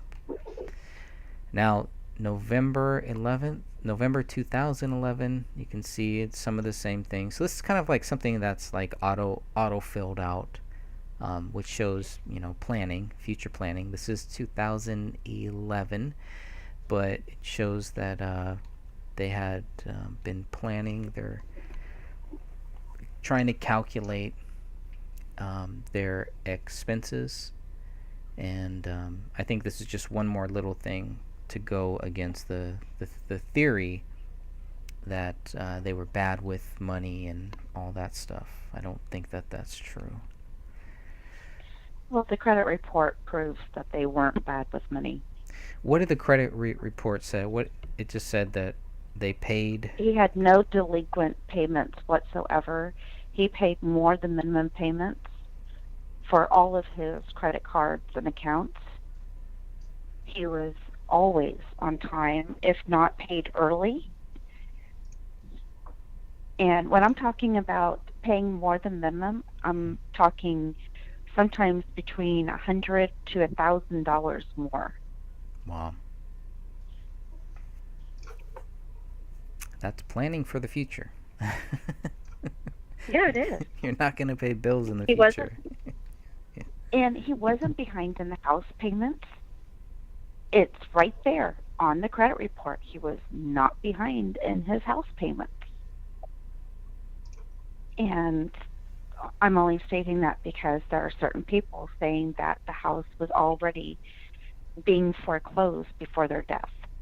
And that is an absolute flat out lie. Correct. And the proof is there in the credit report. Yep. All you have to do is look. So looking at page 290 here, this is the this is page 20 of the ESDA lifts. Obviously you'll see there's nothing here. It's because it's just in indented writing.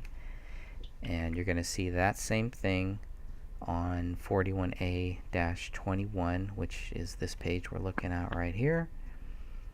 So that's some deep handwriting, especially when you think about it. If there's no other ESDA lifts, nothing like that, why was David writing so deeply, so intently here, but not anywhere else, including where they claim David wrote, "Submit to Allah, open the rise"? Doesn't match. Doesn't match if this is what David wrote here. So this page right here, now we're looking at page 292. We're looking at Open the Rise, most recent version.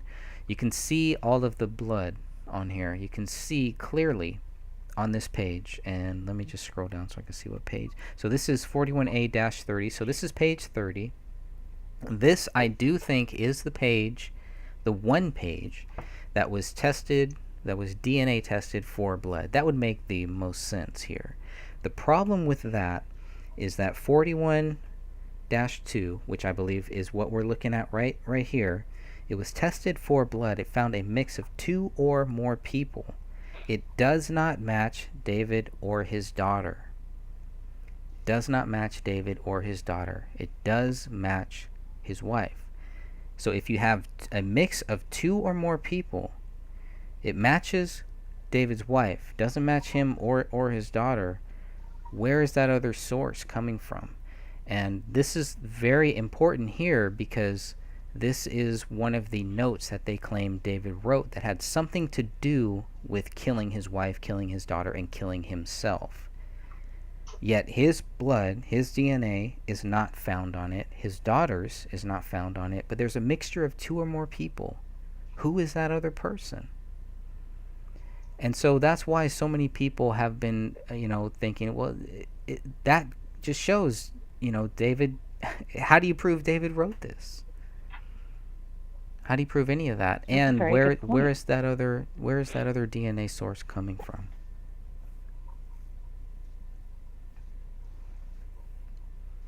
It's a very, very good point. And we don't have those answers.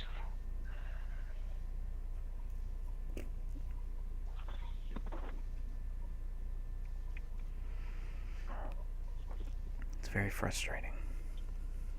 So you can see, and I know on this page it's really hard to see, but there's a lot. There's blood. If you can see the cursor, there's blood up here, right in here, right? That looks like some ridge detail or something. You got some blood in here. I think all of this is blood too. All of this right here is blood. All this is blood. There's a lot of blood here. And it's not It's not David's. It's not his wife. You got another little one right here too. I mean, it's all over this page, and it's with this The left hand. detail on the crime scene photo is actually really good. You can actually make out prints on the JPEG on the crime scene photo. Oh, really? Yes, it's BCA 5095. Oh, let's see if I can look at that. 5095. Let's see if I can pull that up.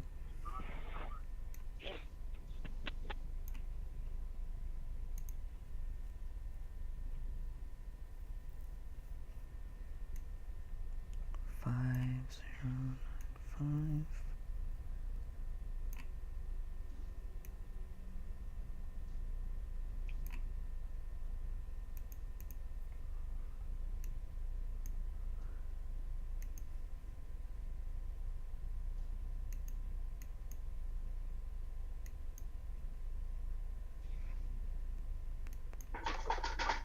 Oh yeah, it's really down there. Come on.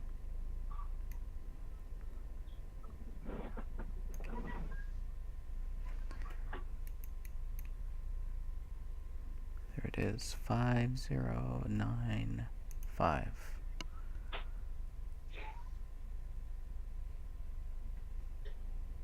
Let's look at that. Yeah, there's even more here. Yeah, you're right. Look at that. That is a lot. It's kind of nice how that pin is just laying there, just, right next to it. I mean, even the way this is, this this looks staged too. Yeah, Pin's there's no just sitting blood there. on the pen. There is some blood on the pin, but they couldn't tie it to David. Oh, I see. And the pin Oh, is yeah, I item see it. item 40. It's probably not on this section of the pin, but it's lower down. If you zoom in really close on the pen at the top, you can kind of see Oh, really? a red tint. Oh, let me see that.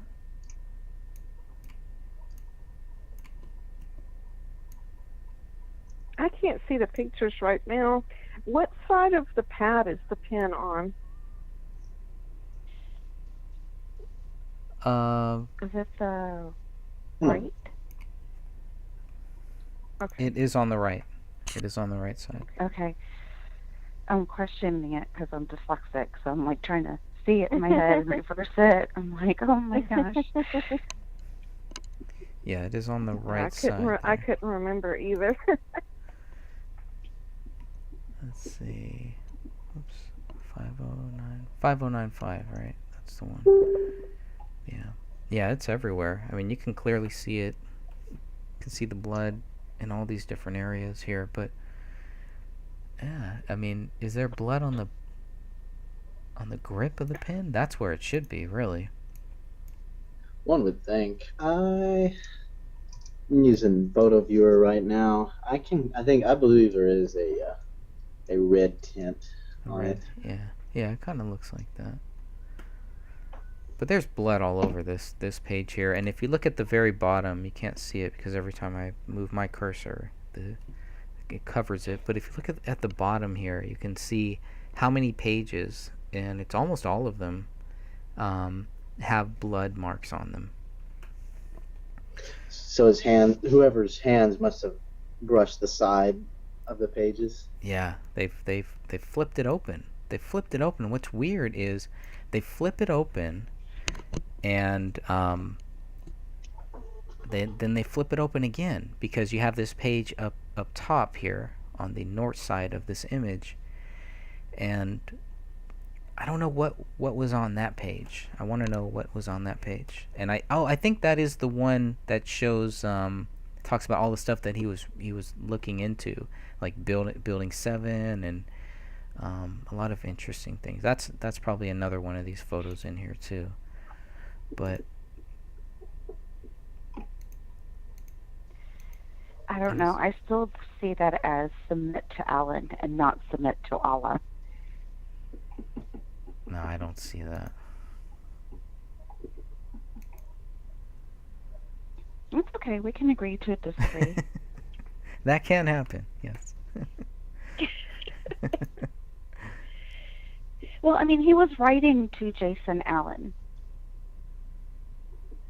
and it's very possible he might have wanted to share that with him. But why would he And write it on this piece of paper here? It doesn't make sense to me. And as that a note, he jotted down notes all the time to himself. yeah. But not in this way. I mean, when you look at this page, I think what separates this page from a lot of other pages, in my view, is the way that it's written here. This is written like um, like a big poster card. Like it's written to make sure that whoever walks into this room sees it. Whereas everything else in this notepad is written like it's David taking notes. So I don't think that he would write open the rise this big if he was writing notes to himself. And I think if he was writing submit to Jason Allen now or whatever, I think that also would be on one line. I don't think it would be written like this. This to me is like something you would write at a wrestling show. You would get a big, signboard, and you would write this because you want people to see it. And to me, this is one of the clearest things that looks staged. Okay, now, what if it had originally said at one time, it doesn't even have to have been the day that they were killed, was submit to Allen, and then, or open the rise, submit to Allen. Not, and the now was written later because they thought it said submit to Allah.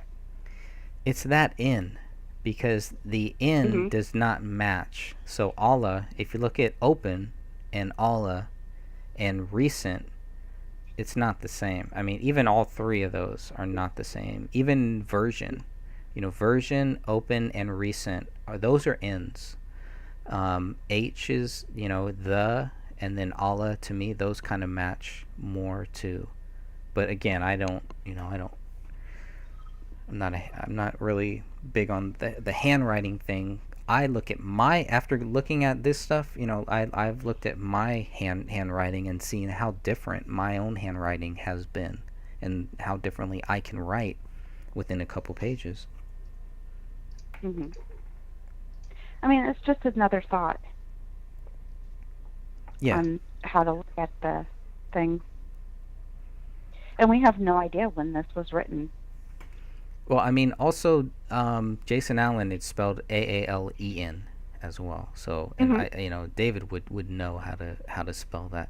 I do remember hearing that theory. I heard it. I remember hearing it a lot, but I never really, it never really stuck out to me. Maybe it just stands out to me because as I'm jotting notes down and stuff, I misspell things all the time. Even people's last names, and it's just notes for myself. I'm not going to have other people looking at it. Right. But, and I don't think even David expected people to be looking at his notes like this. Well, it's weird that it's open like this. Could it have been an idea for the script, though? Like open, meaning open scene. And then, that was his idea. In the opening scene, there was going to be some kind of situation where people are being told to submit to Allah.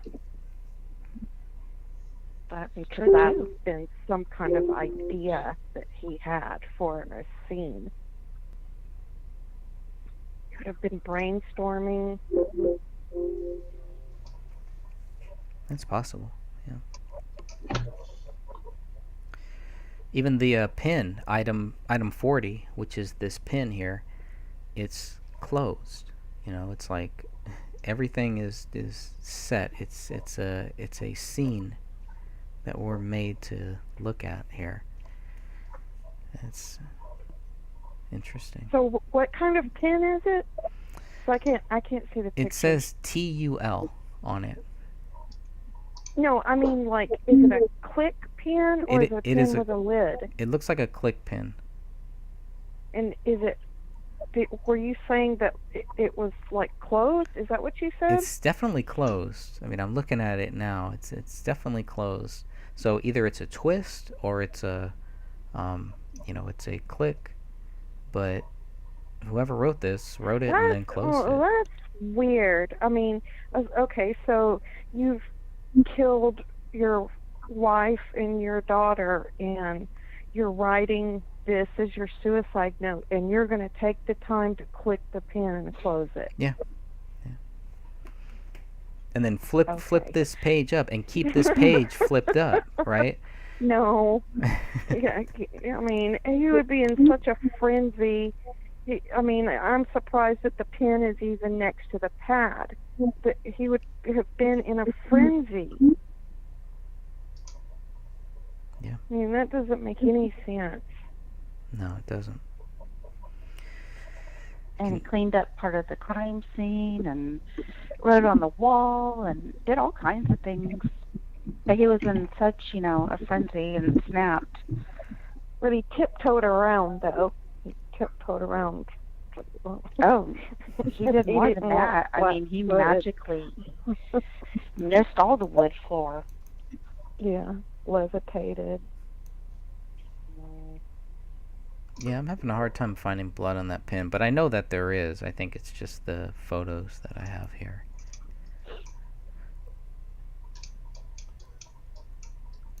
So let's see. So yeah, so that's I mean, that's the big one right there. That's really the big page. Let me go back to that. 290, I believe, right?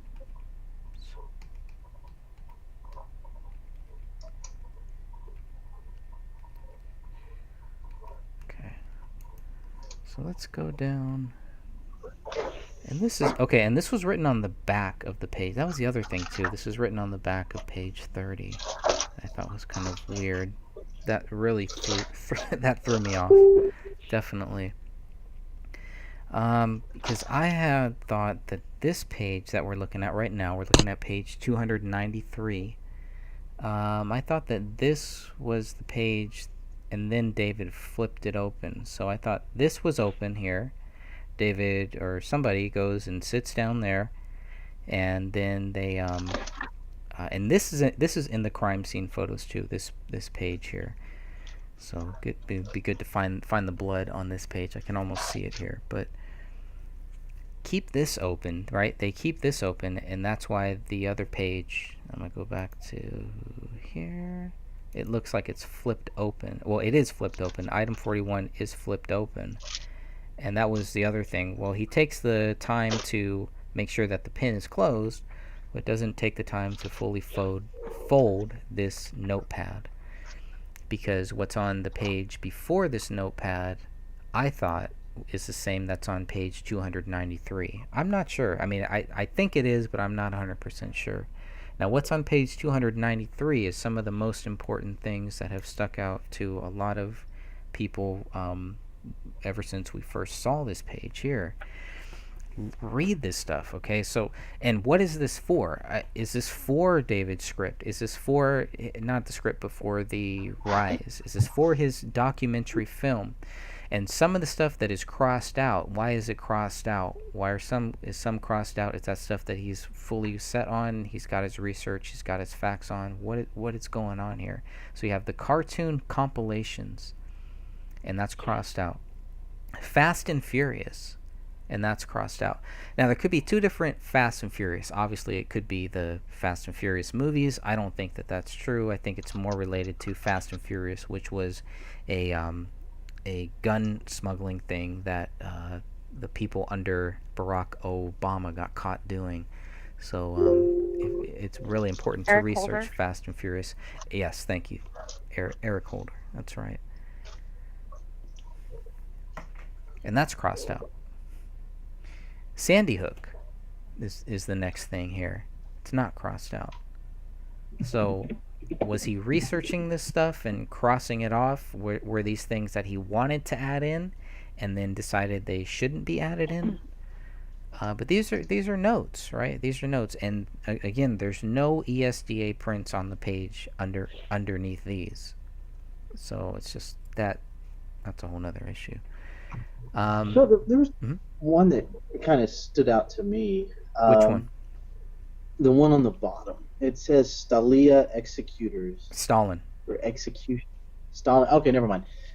I was, for some reason, I was drawing a conclusion to Justice Scalia, who passed away in 2016, and I thought, well, that's kind of prophetic. Yeah. Mm-hmm. But no, not Justice Scalia. No, I misread that. There's just so many different ways that his handwriting goes. Right. H's are N's, and T's can look like. He's got bad handwriting like me. Yep. Same with me. Do you both print or use cursive? I never use cursive. Me neither. Just print. Okay, thank you. I'm kind of doing a survey. I'm asking I don't think David people ever that I did meet. cursive either. Yeah, I don't see any cursive. It's print writing Hey, where there's some Sophia? cursive mixed in. Mm-hmm. have Dr. you Spratt. have you touched on what we were talking about with the journal about the Johnny Carson syndrome and all of that being exact quotes out of a book? Oh, I wasn't going to touch on that yet. Oh, okay. I wasn't going to say anything if you weren't ready to do that. I won't say anything about it until you're ready, because I know you're working on that. So. Yes, Catherine and I are working on it. It's a nice little teaser there. Okay. All right. Let's see. Number 4 is ICE. So I think we all know what ICE is at this point, and the immigration problem in California and in Minnesota, I think, are very similar. Not legal immigration. I'm not talking about anything legal either. This other one, first I thought this was the Titanic underneath ice. I don't think that's right. It's like Tatiana or something. So Tatiana, I think there was like a female singer or something that was involved in the Gray State Project. So I think a lot of this is probably meant for the David's documentary that was going to be coming out to coincide with whatever happened with Gray State, with the fictional No. TV series. No. Titanic, there's some conspiracy stuff around that one too. And the Rockefellers and Rothschilds and stuff. So it very possibly could be Titanic. It just looking at it, it looks like it's Tatiana. But I remember when I first Okay. read this, I did think that that's exactly what I thought. I thought that these were all conspiracy theories that David was actually looking at, but that's not true. Because some of these are not. I mean, a cartoon compilation obviously has nothing to do with that. Party music video has nothing to do with that. So that stuff. That's what kind of made me rethink my first thought, I guess. And one reason why I think that some of this is just ideas that he was jotting down is because in the documentary where they try and make him look like a divisive, horrible person, because he's using the self-talk method where he's saying talk fast, and Right. and he's talking about what he's doing. Well, that recording, at the beginning of the recording, he's talking about his pen not working right. And so, I know there's no way we can prove whether he was writing things down when he was talking and recording that. But it's interesting that he was talking about the pen, not working right, and him taking, kind of preparing himself for something. Right. So I think that he was probably a big note taker. Correct. I think that's a great point. That's another great point.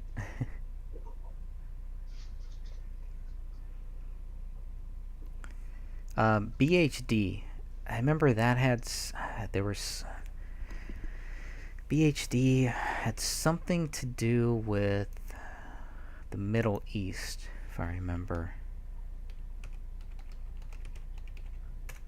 Let's see if I could find anything.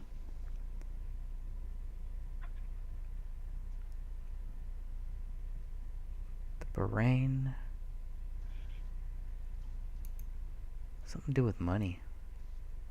Oh yeah, BHD is the currency for Bahrain, an island nation in the Middle East, which is east of Saudi Arabia and in the middle of the Arabian Gulf. Because that image was on here, I mean that's a big thing. So I don't know. Has anybody done any research on that? If not, maybe there's somebody out there listening to this who can help us find out more about BHD. But when you talk about money, when there's money involved, that's when bad things happen. Mhm. Underneath that is my enlistment, and that's scribbled out. And I was wondering, is there a difference between things that are crossed out and things that are scribbled out? And then, to make it even more confusing, next to Eric Holder smiling, there's a check mark. So just throw it. I'm like, okay, at that point I was like, well, maybe I'm just thinking way too deeply into this stuff. So what I've been focusing on is what is not crossed out or scribbled out and what is. So I don't know if those are things that have not been done. But the most interesting one to me is Building 7, because when I first learned about David Crowley, when I first learned about this case, the big thing I wanted to understand was his view on September 11th. And I still don't know. I still don't really have a clear view of what he thought about September 11th, other than to say that I can guess that he probably did not think that what the government told us was true. Pretty sure he wanted to keep that under wraps until he released the film. Yeah, he'd be smart too. I mean, he could have. I mean, he would have gotten a bigger audience if he. I mean, really, especially during 2012, he would have gotten a much bigger audience if he would have been more vocal about September 11th. That's just my view, and maybe I'm wrong. Maybe that just wasn't part of his plan, or maybe I don't know. Maybe it wasn't that big of a deal to him. But at some point, if he had issues, if he understood that what we were doing in Iraq and in some of these other countries was wrong, that our soldiers should not have been sent overseas after September 11th. If he understood that at any point, and I believe that he did, at some point he's going to start researching September 11th. And once you do that, I mean, go ahead. Where did you say the one referring to the money? What country was it? Bahrain, was it? Yeah. Bahrain. I'm probably not pronouncing that right, but and the BHD is the currency of that island nation. Is that near Saudi Arabia? It's is that what you said? Yeah, which is to the east of Saudi Arabia, in the middle of the Arabian Gulf. Because the interesting thing is the a dinar. Supposed hijackers.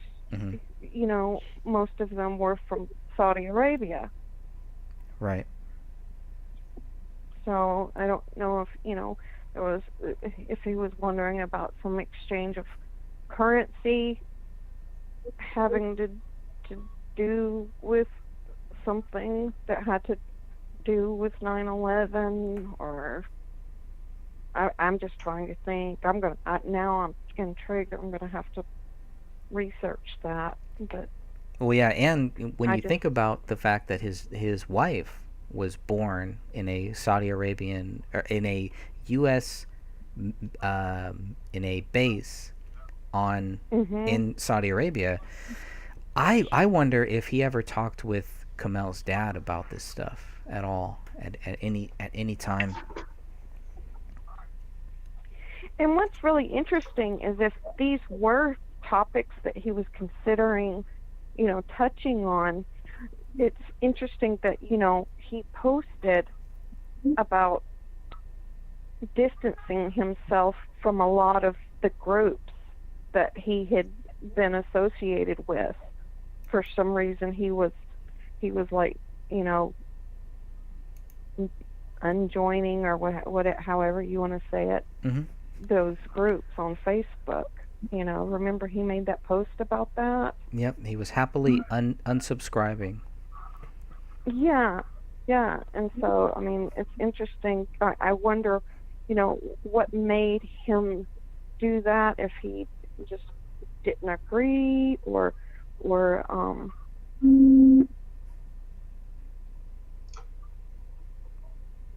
it's just interesting to see, if maybe he was more interested in, one topic than the other, or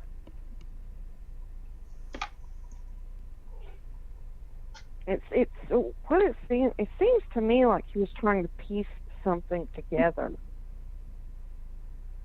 Right. With what it seems to me like he was trying to connect those particular things, possibly, to something. Mm-hmm. I totally agree. I think everything on this list, this is all part of something. He's creating something, and it makes sense if it's his documentary film. Now, Mm. the only thing that made me think that maybe that's not true is that a lot of this stuff isn't in his, leaked version. So I don't know. Mhm. And if anybody hasn't seen the leaked version, it has the music is kind of weird and everything, and there's it is a rough cut, but I think it is a lot better than the version that was created after David died. Even though they say that that was his version and they just took his notes and made it, but I don't know. But maybe this is what he actually wanted to do, Right. Right. but didn't, and that's why I'm wondering if that submit to Allah now was opening scene. I mean, I guess he could have written out opening scene, or, he could have just said open, and then in his thought process, the opening scene would be submit to Allah now, kind of like, the guillotine scene he had, and then he also had the scene with people being executed, in the regular trailer. So, it sounds very much like an opening scene to me, like a direction he was wanting to take.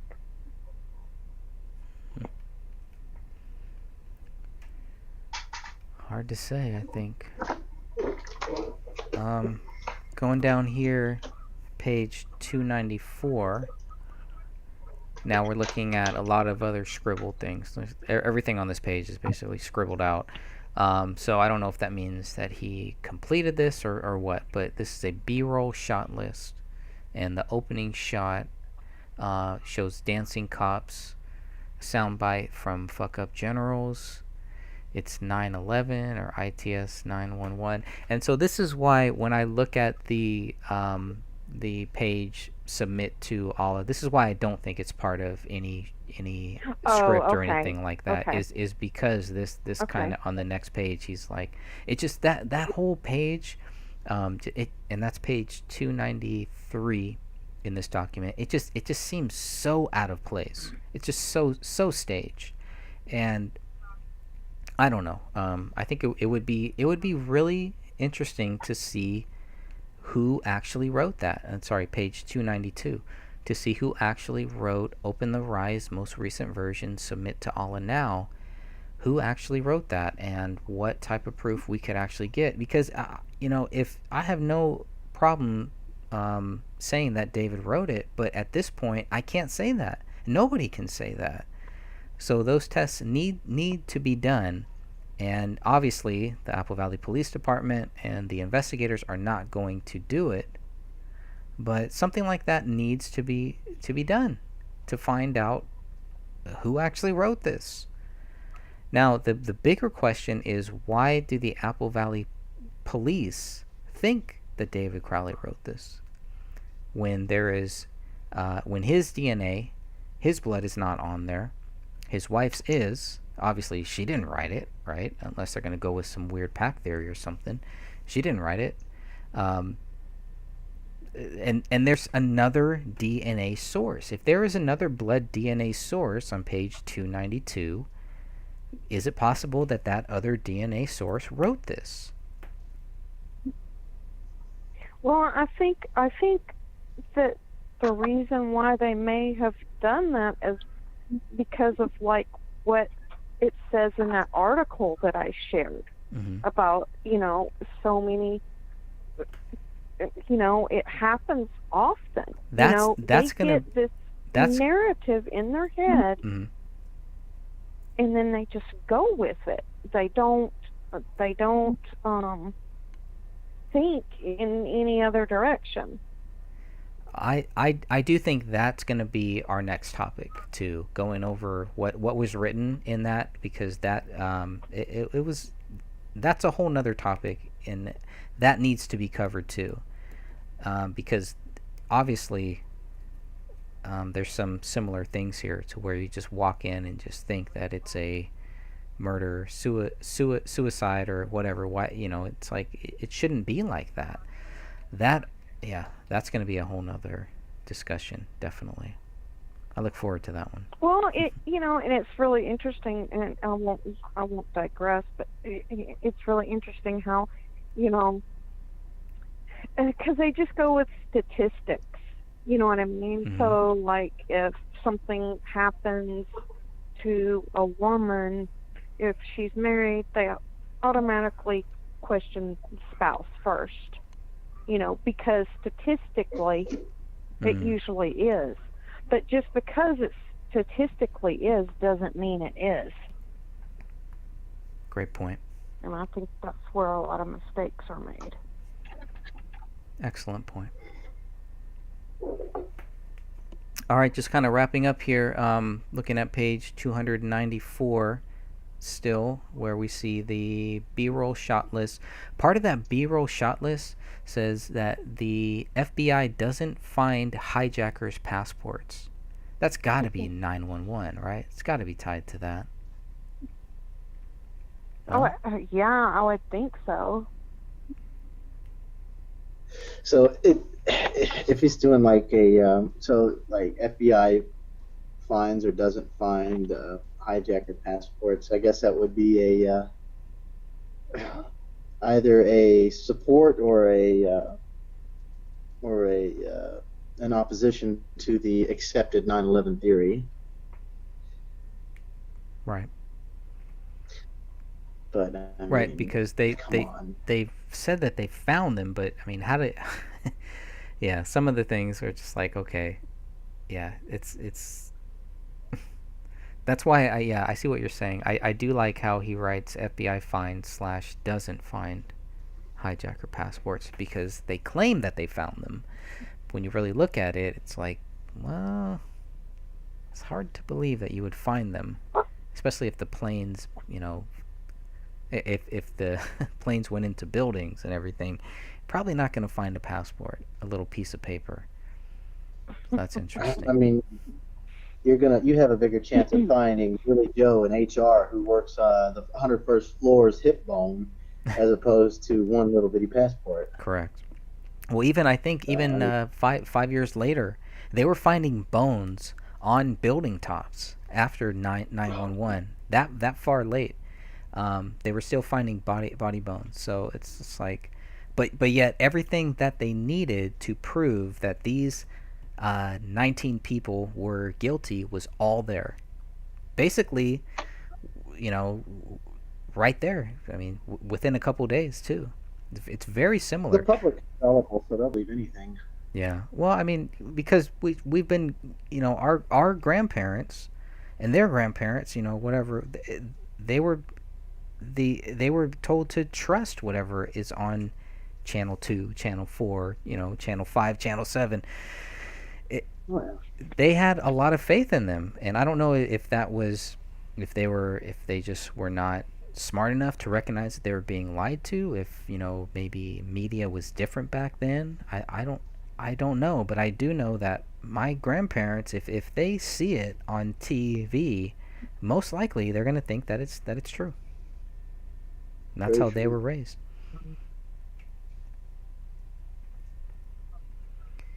Next, you have gross pics of Queen slash Lizard, and then RP Oh, Reptile. So I don't know if that was Ron Paul Reptile or RP, but that one really stuck out to me. So what do you guys think about that? Well, that's got to be the Queen Elizabeth theory that she's a She's a Yeah. reptile. reptile alien. David Icke.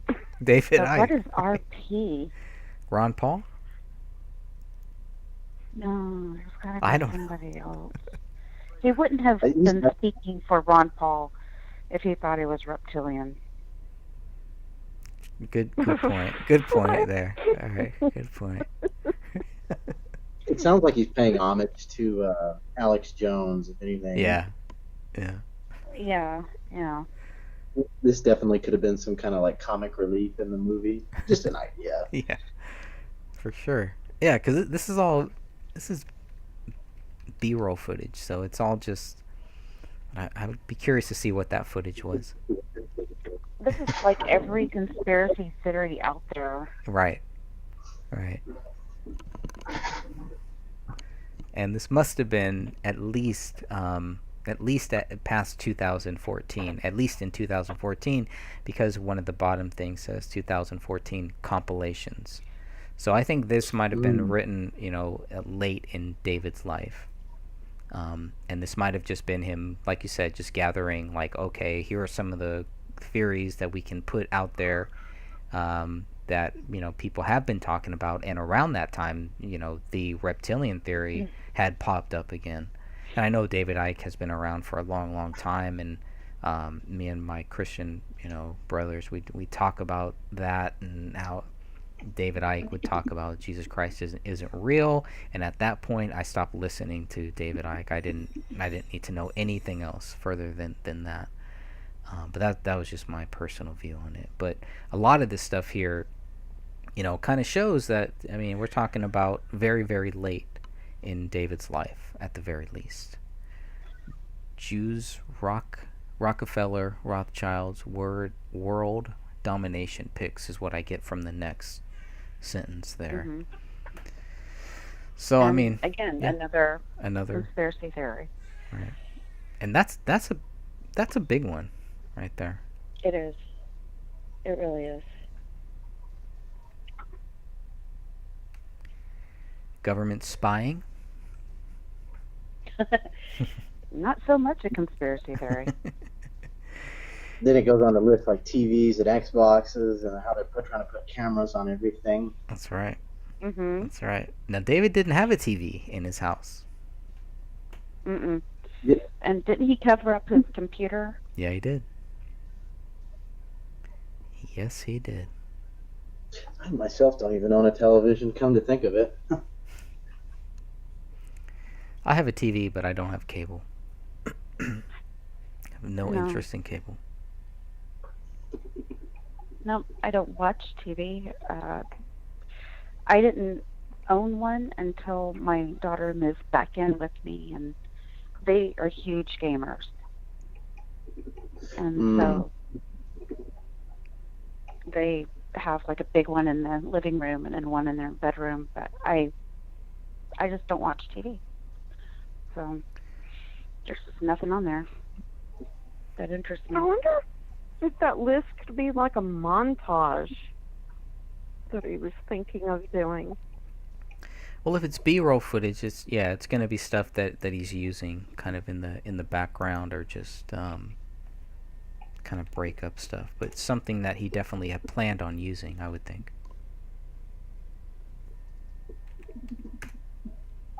Let's see, 294. So he was planning. So he was for sure planning. Correct. Correct. NYPD car-mounted body scanners. I think that was a big thing back in 2012. That was a big Yeah. scare about that. I remember that. that's right. That's right. What's under that? I can't tell. It looks like RAMB. I cannot tell. RAUB, but that's crossed out too. I can't tell. So the NYPD thing, I think, is the only one on this page that is not crossed out. So that's interesting. 20,014 compilations is, and this is page 32. So this is, and this is the front of page 32, 41A-32, looking at page 294 of the 488-page document here. All right, do need to wrap this up here fairly quickly, but we're looking at page 295, film festivals with a question mark. I can't tell what's underneath that. I can't tell what is scratched out. But then underneath that is VOD. So this is more planning for his future. This is planning the documentary, perhaps. That's what I would think. I don't think he's that far. I mean, maybe this is for the fictional Gray State, but I don't believe so. I think this is more related to his documentary. VOD, video on demand, rent in HD, release before or after investor contact or during. So he's planning, he's plotting. All this is all planning for the future. He takes notes like we do at work. He's a military guy. Yeah, what do you expect? In military, I know. I kind of do the same thing, but like I take notes like this and then I never look at them ever again. So he may be the kind of thinker that I am. If I write it down, I'll remember it. If I don't look at it again, and if it's that important, yes, I'll open up the notebook and I'll look for my scribble. Right. Yeah. So, just this is like a scary similarity.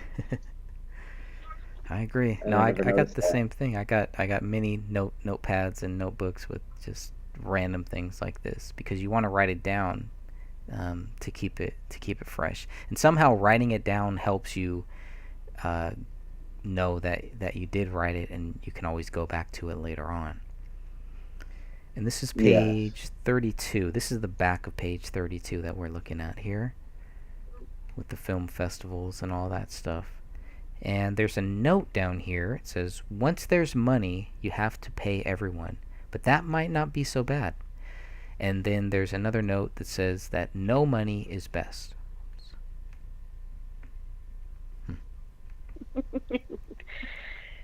It just kind of reminds me of those skits that he has on his Hothead Productions. Why is that? Where there's just random phrases that they're saying. Like the chessboard one. Mm-hmm. They're just having random crazy sayings, and just random. It just reminded me of that.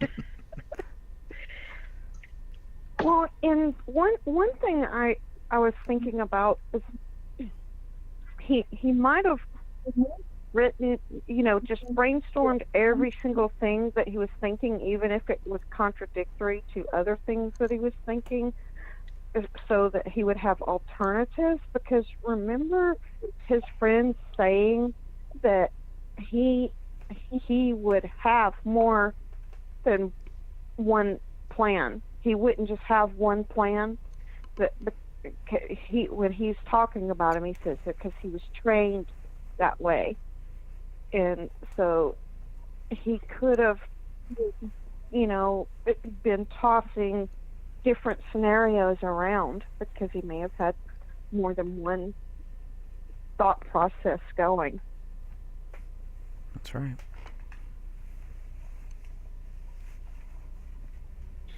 Well, I'm going to have to end the conversation for myself here. We have plans tonight. All right, my friend. So, That sounds good. Yeah, I think we'll go ahead and shut this down here right now. But I'd like to come back maybe sometime this week and finish up on this. okay. All right, everyone. Thank you all for joining us here, and I'm gonna go ahead and shut this down, and we will schedule another thing, a part 2 of this, and we'll finish up on this, and then get into some of the other topics, talking about the suicide versus murder theory. All right, good peeps. Till next time. Thank you, Christy and Justin, for joining us. Thanks. Yeah, Yeah, thank you all for thanks, y'all. Yeah, it was a lot of Talk to y'all fun. soon. You got it. Okay. Good night, Greg. Bye-bye. All right. Good night, good peeps.